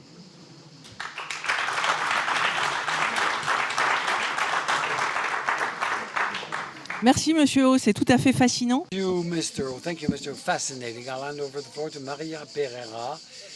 You are also, Madam, a researcher. You're the innovative director of a French startup which is called Ticium. You co-founded Ticium with Christophe Bancel, the brother of Mr. Bancel at Moderna, who created the vaccination. You're a doctor in bio, PhD in bioengineering, the diploma from graduate from the MIT, and you were mentioned in Forbes at the MIT. And my first question, you do research, and you will explain the innovation Ticium proposes and talk about the long path between academic research once you've discovered a medication right to the production of the drug and the marketing of the drug or a medical device of any kind. Okay, thank you. For the invitation to be here today and to share my experience over the last years trying to bring a technology from academia, from the bench to the bedside.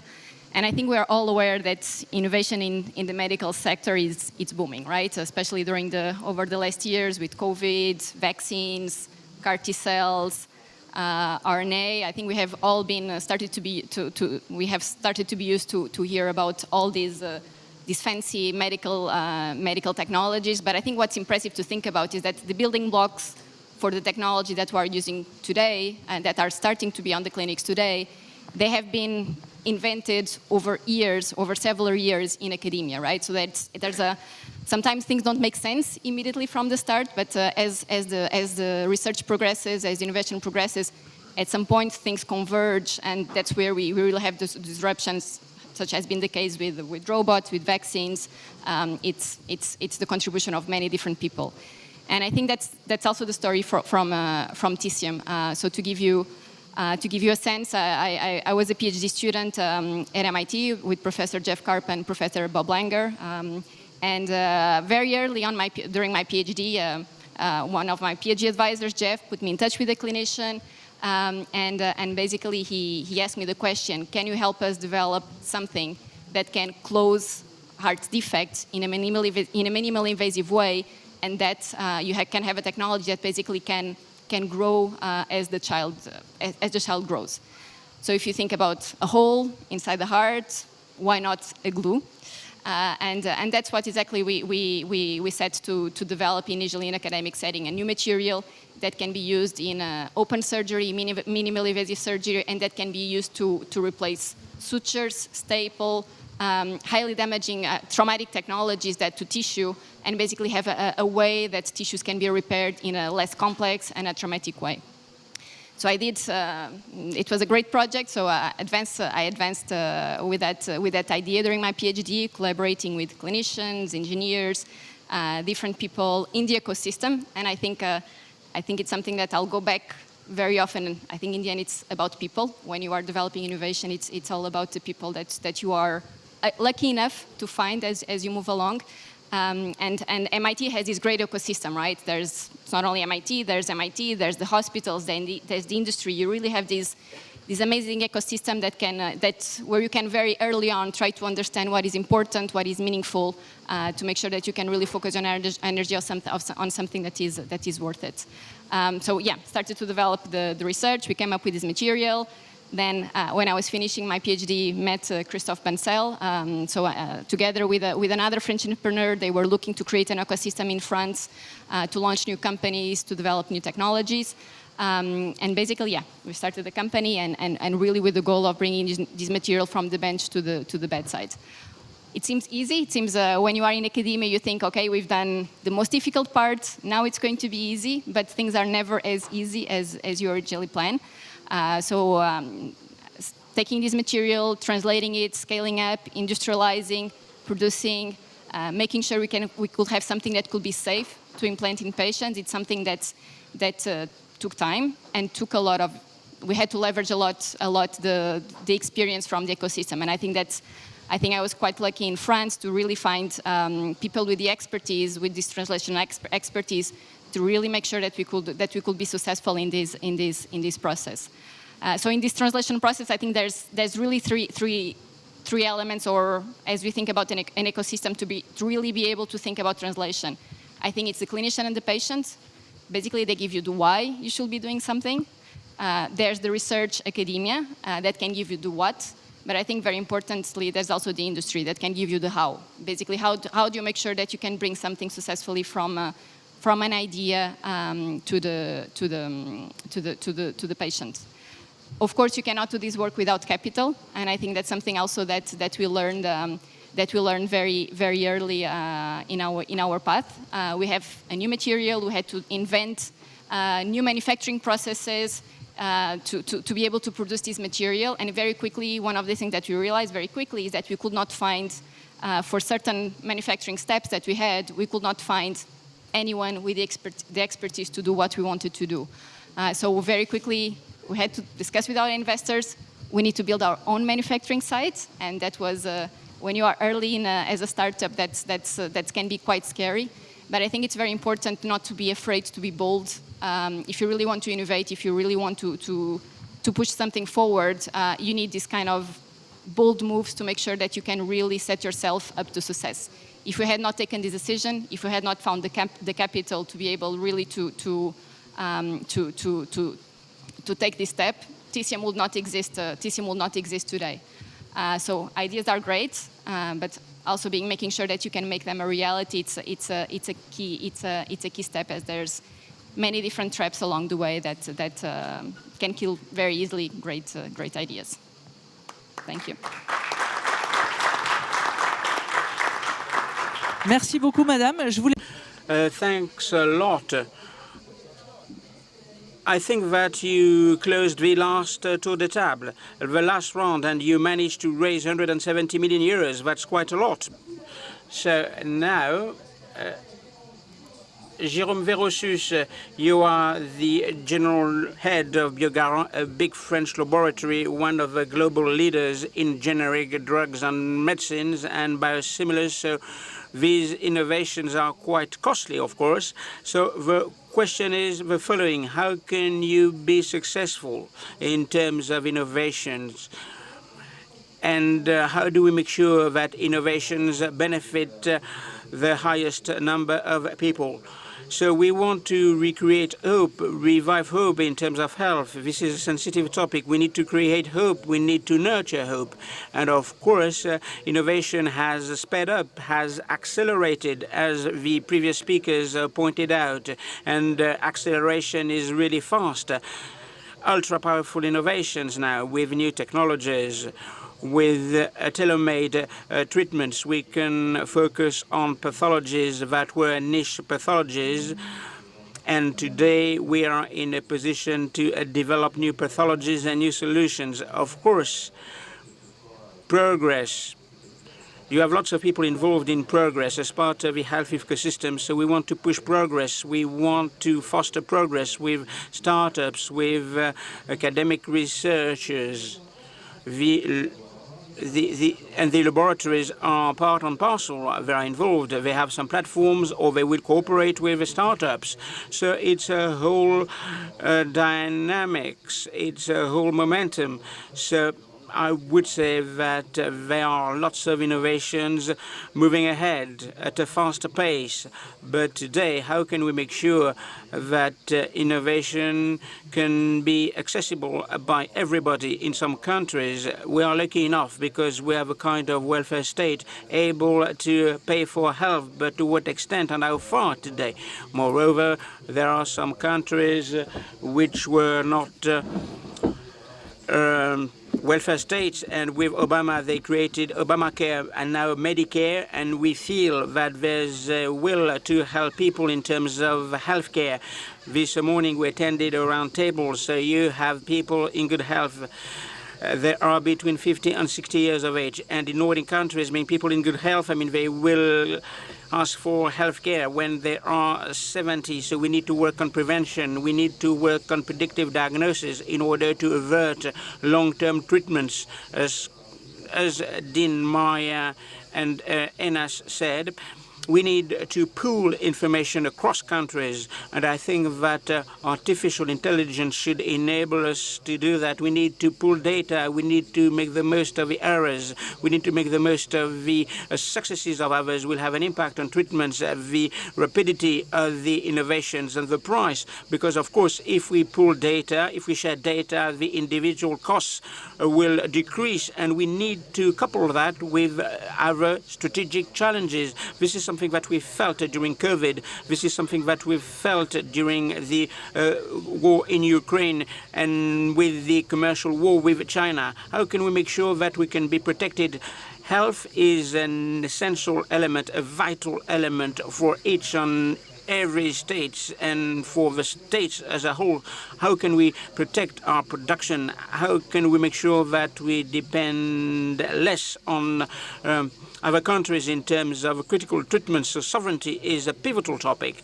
So for us, we believe that accessibility to treatments shouldn't be reserved to the happy few. And it is the case in some countries. Even in some advanced countries, such as the United States, the average price of an innovation for an innovative treatment is $226,000 a year per patient. Imagine when you have to pay such an amount of money, it's impossible. So here, these are the happy few.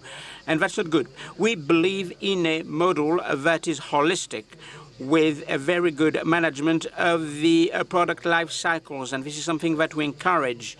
Protection of innovation through patents. This is very important because people will invest $170 million, because Dean will invest in data.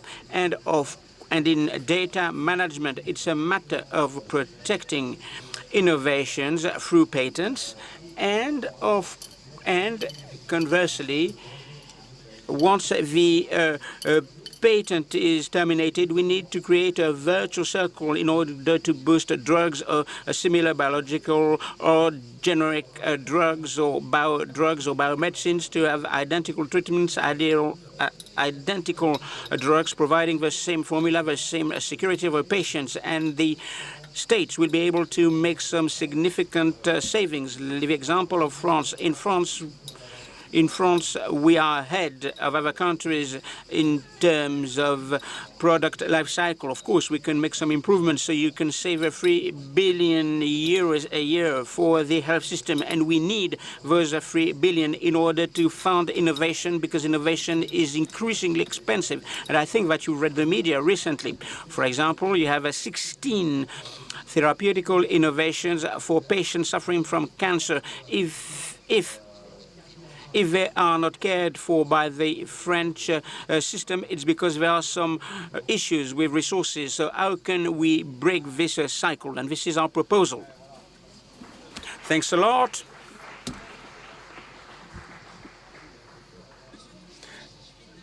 Christian Schmidt de la Brelli, you are at the end of a chain because you are a financier. So in France, we have the welfare state with the social security system. We have another system above called the supplementary insurance. You are one of the representatives of the supplementary insurance. You manage ecclesia, social providency, pension, retirement. You'll be talking about innovation, and as part of your model is that providency units were created by professions. So basically, you don't insure groups of individuals, but professional branches, professional businesses, especially transport. You're going to tell us how, through these professional branches, you try and promote innovation as a financier. Thanks a lot, Mireille. So our business is similar to an insurer, so an institutional investor, in fact, in many fields.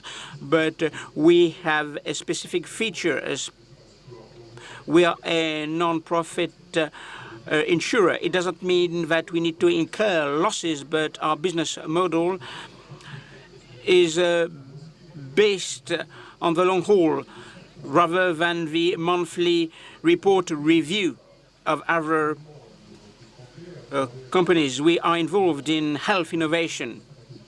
We have a humane strategy. We want to improve the services being rendered to the companies and to the employees that we protect. And of course, the employees, they want to make the most of these new innovations. Of course, we want to lend our contribution to the transformation of the ongoing health system. So the health system that we focus on has some elements. The hospital system is tired, is in a bad patch. So we need to develop new methods.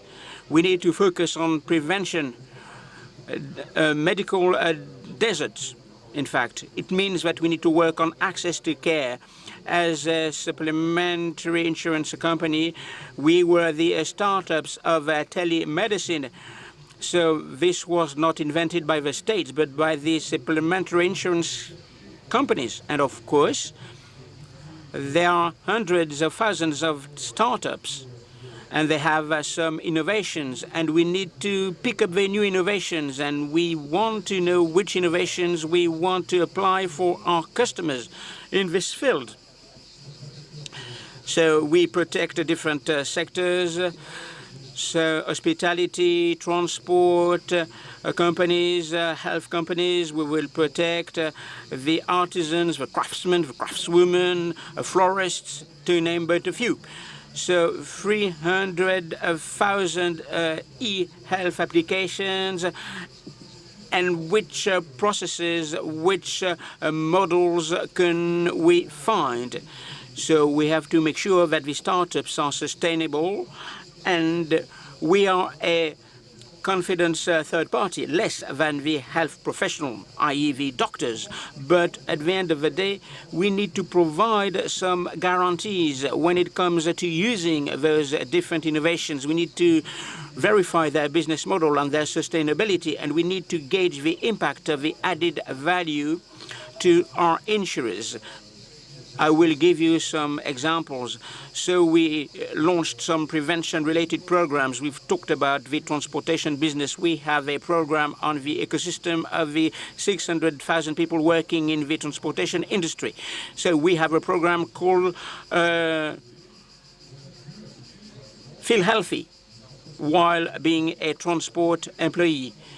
We created a subsidiary remedy using the secretion of endorphins or for people who are suffering from fibromyalgia. And in fact, we manage to take that into the health warranties. And 2 1/3 of the transport drivers using this bracelet felt better. We measured the impact. You can use a mobile application for problems of physical activities in the hospitality sector with a program called HR Wellbeing. So how do we fetch these startups? Can an institutional investor get those sourcing tools? The answer is no. So we build on confidence third parties, trusted third parties in the ecosystem. Have in mind a cooperation with Sanofi, with Generali, an insurance company. So we cooperate with many people in order to be part and parcel of an ecosystem called Future for Care. Have in mind an investment fund that was created by French mutual funds. It's a matter of sourcing these startups that we will be using in this field.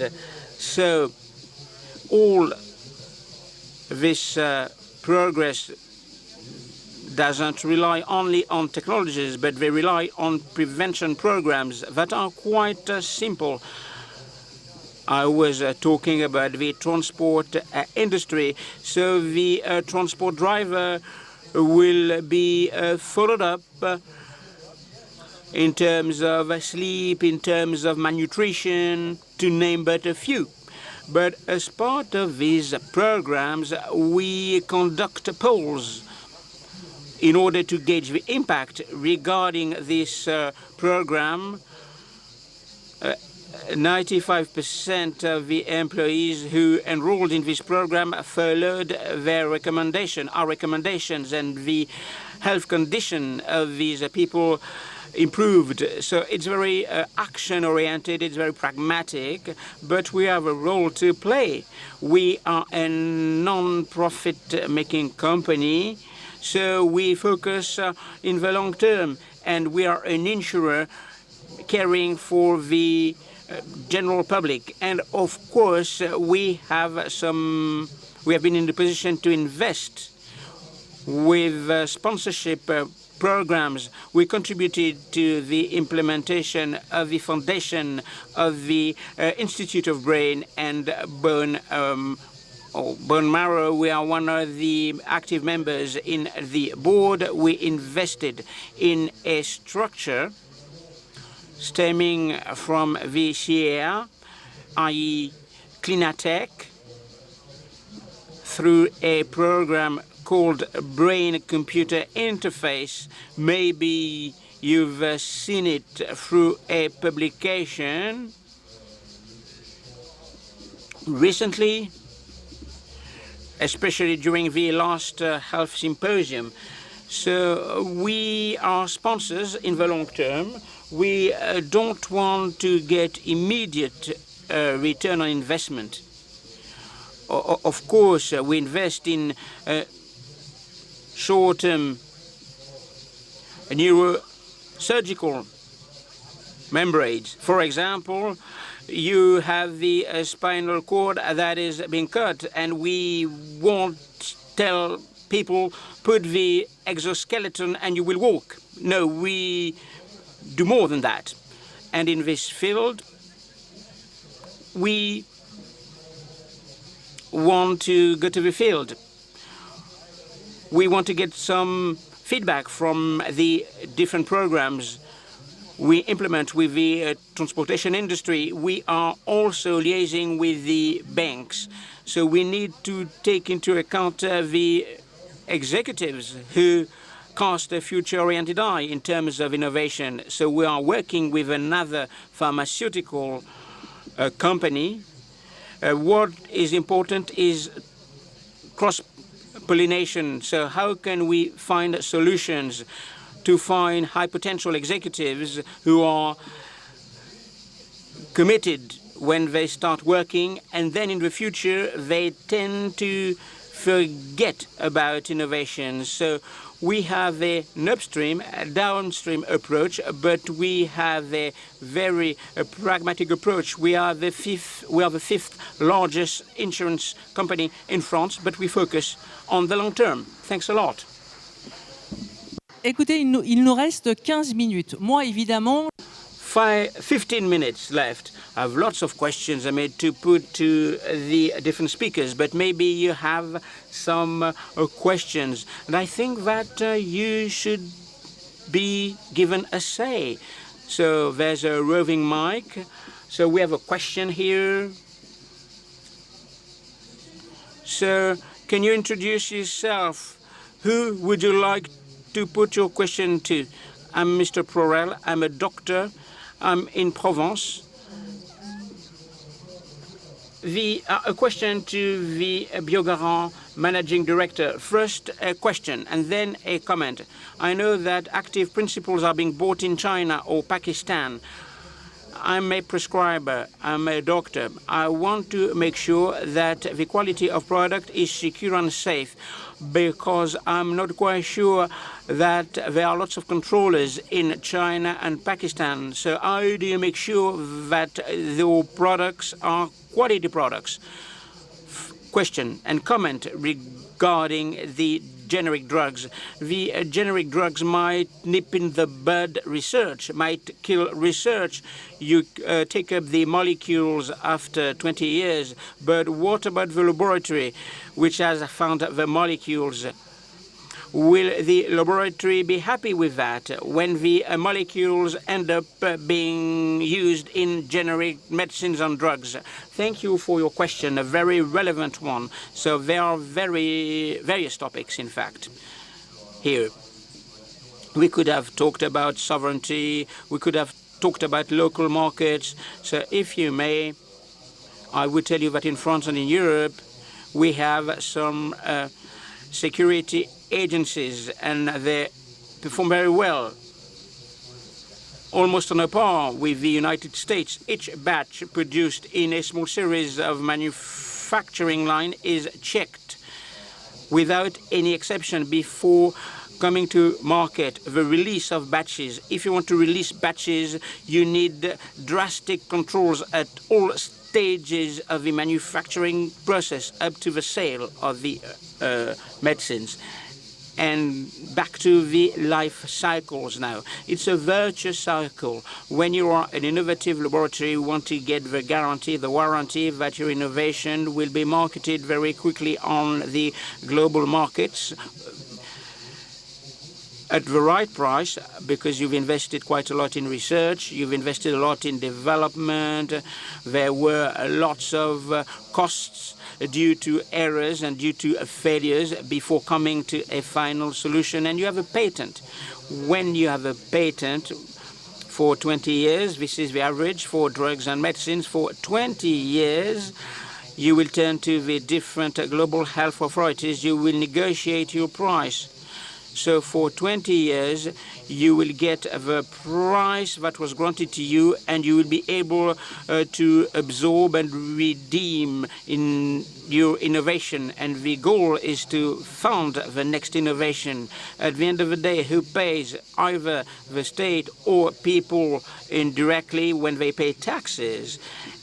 And you know that budgets are squeezed, and if you cannot find a source of savings when the patent terminates, in fact, the model will turn awry and innovation will be stopped, because the laboratories will say, if there's a non-guaranteed price that don't take into account our investment, the game is not worth a candle. So it's better to have a good price, taking into account a 20-year time horizon in order to stimulate innovation.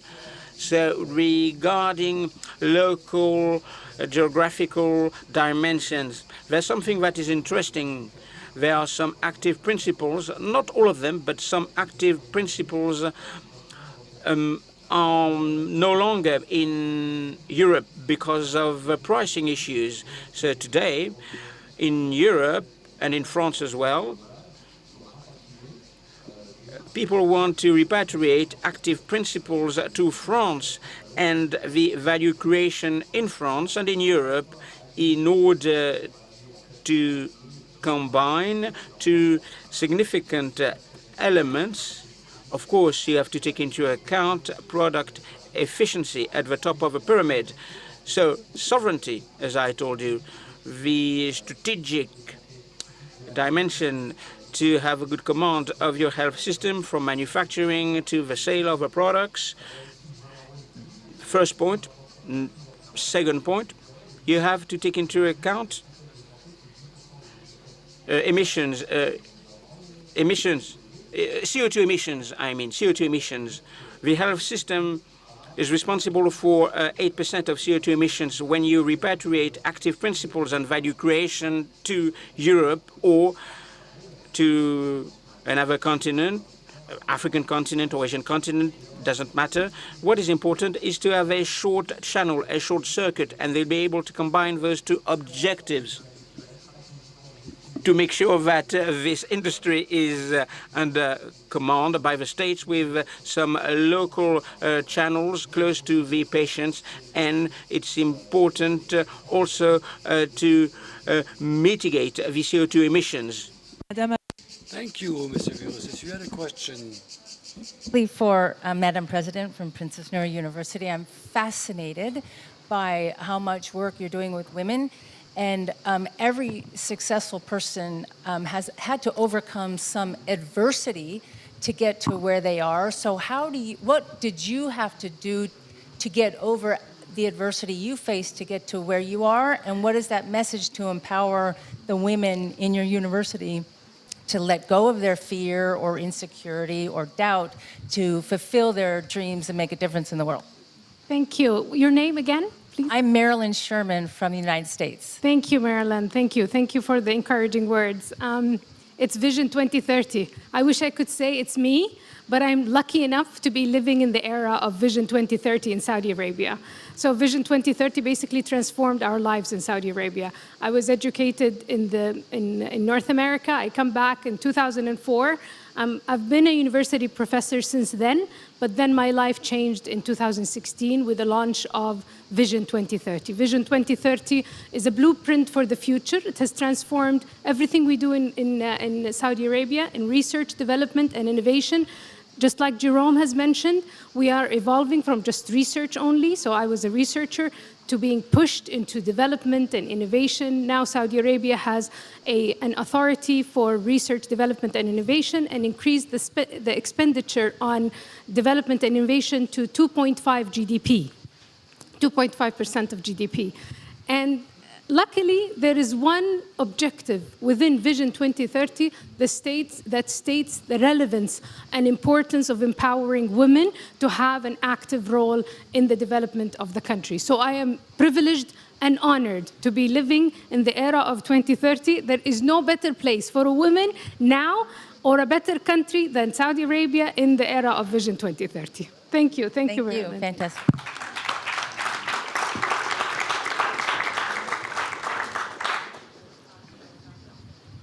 Avez-vous d'autres... Are there any other questions, or is it my turn here? I have a question here from the front of the room. One question here.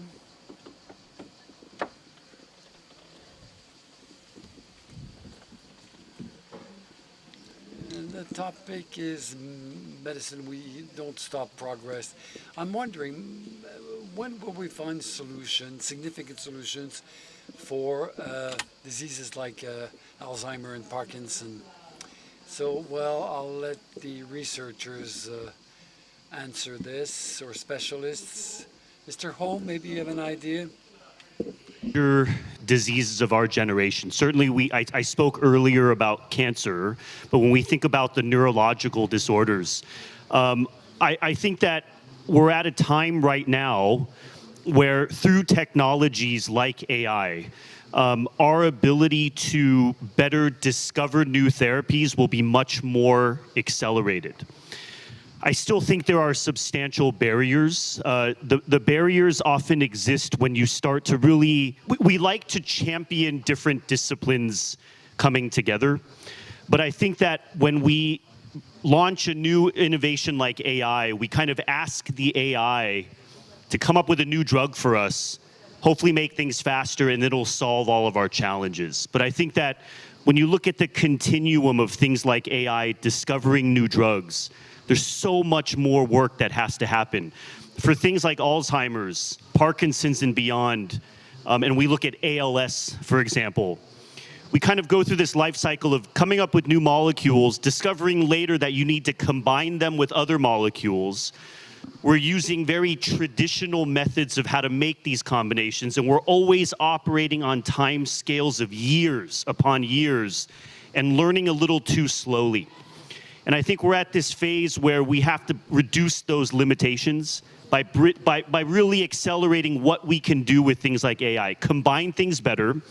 And then ultimately, when we think that we have a good drug, we think we have a good combination, we kind of try to dose them at the highest possible level because we think the more you give, the more effect you'll see.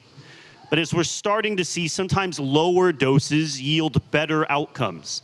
And so I think we're making a lot of good progress. I think there's still a long ways to go. I think when we think about even this panel, right, it's such a nice collection of the whole spectrum of innovation, implementation sciences, thinking about the economics of what we're trying to introduce to boost accessibility. I think it all stems back to education, right? When we think about these new technologies, we have to really think about really bridging different disciplines together as early as possible so that we don't encounter so many of these delays looking across the disciplines. Merci, Monsieur O. J'ai une mini question. Thank you, Mr. O. Last question, the last for Mrs. Pereira.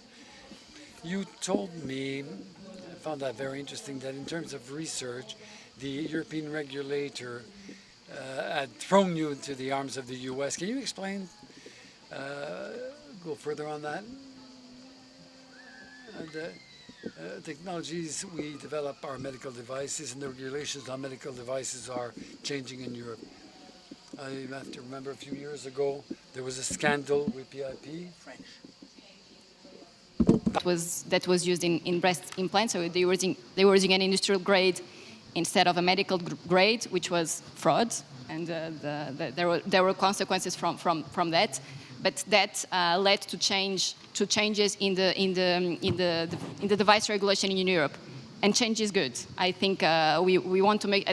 There was definitely a need to make the regulation evolve and change, but I think it changed in a way that it's not about risk management, right? It's about risk aversion. So I think that the cost of this change is very likely going to there's the chance that the cost of this change is going to be higher than the benefits that it can bring. So an approval for a product, it's always a ratio of a risk benefit. So I think it's also, when we think about regulation, that's also very important. So right now, as a startup, we could go for the European market, but it's so unpredictable. There's so many delays. People are still trying to figure things out. And for a company of our size, still investor-backed, if there's something that's unpredictable, definitely it's not where we want to put our time and our energy. If there's something that we don't control, there's many things we don't control. So if we add more on top of that, that's not what we want to do. That's one of the reasons why currently, as part of our regulatory strategy, we are prioritizing the US market first. Of course, we have global ambitions, so we hope to be able to come back to Europe and focus also on getting approval in Europe.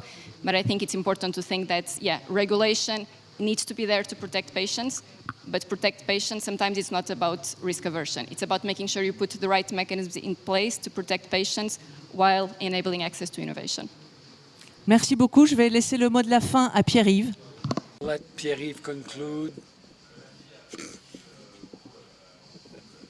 So I'd like to thank all the guest speakers.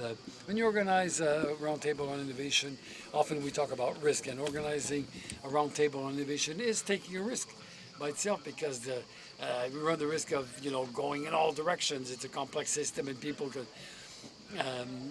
it can go in all directions. So the way we manage this risk, you can manage a risk. It relies on two main tools.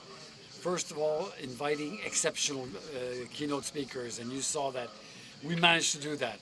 And the second is to try to set the frame so that we limit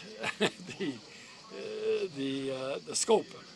But it's fun, surprises, and in the discussion we just had, we saw that innovation has to be is not easy to anticipate, and we're always in the field of risk. So we talked about topics that we had not planned.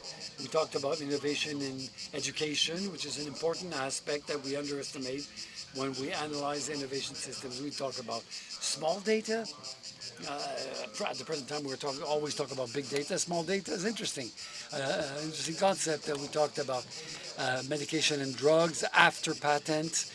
So are patents good? Should they be extended, broadened? No, the question of the life of the drug after the patent is interesting. We talked about financing, prevention. I did not expect that we'd talk about fertility bankers, and it's a major surprise. When we talk about innovation, we run into surprises. We have to accept to take such risks because that's where hope comes from. Hope in new treatments, things that will surprise us, things that will awaken us and enable us to live longer in better health, thanks to all of us. So again, many thanks to all the keynote speakers, and thank you all who accepted to stay to the session, and we'll continue later. Thank you.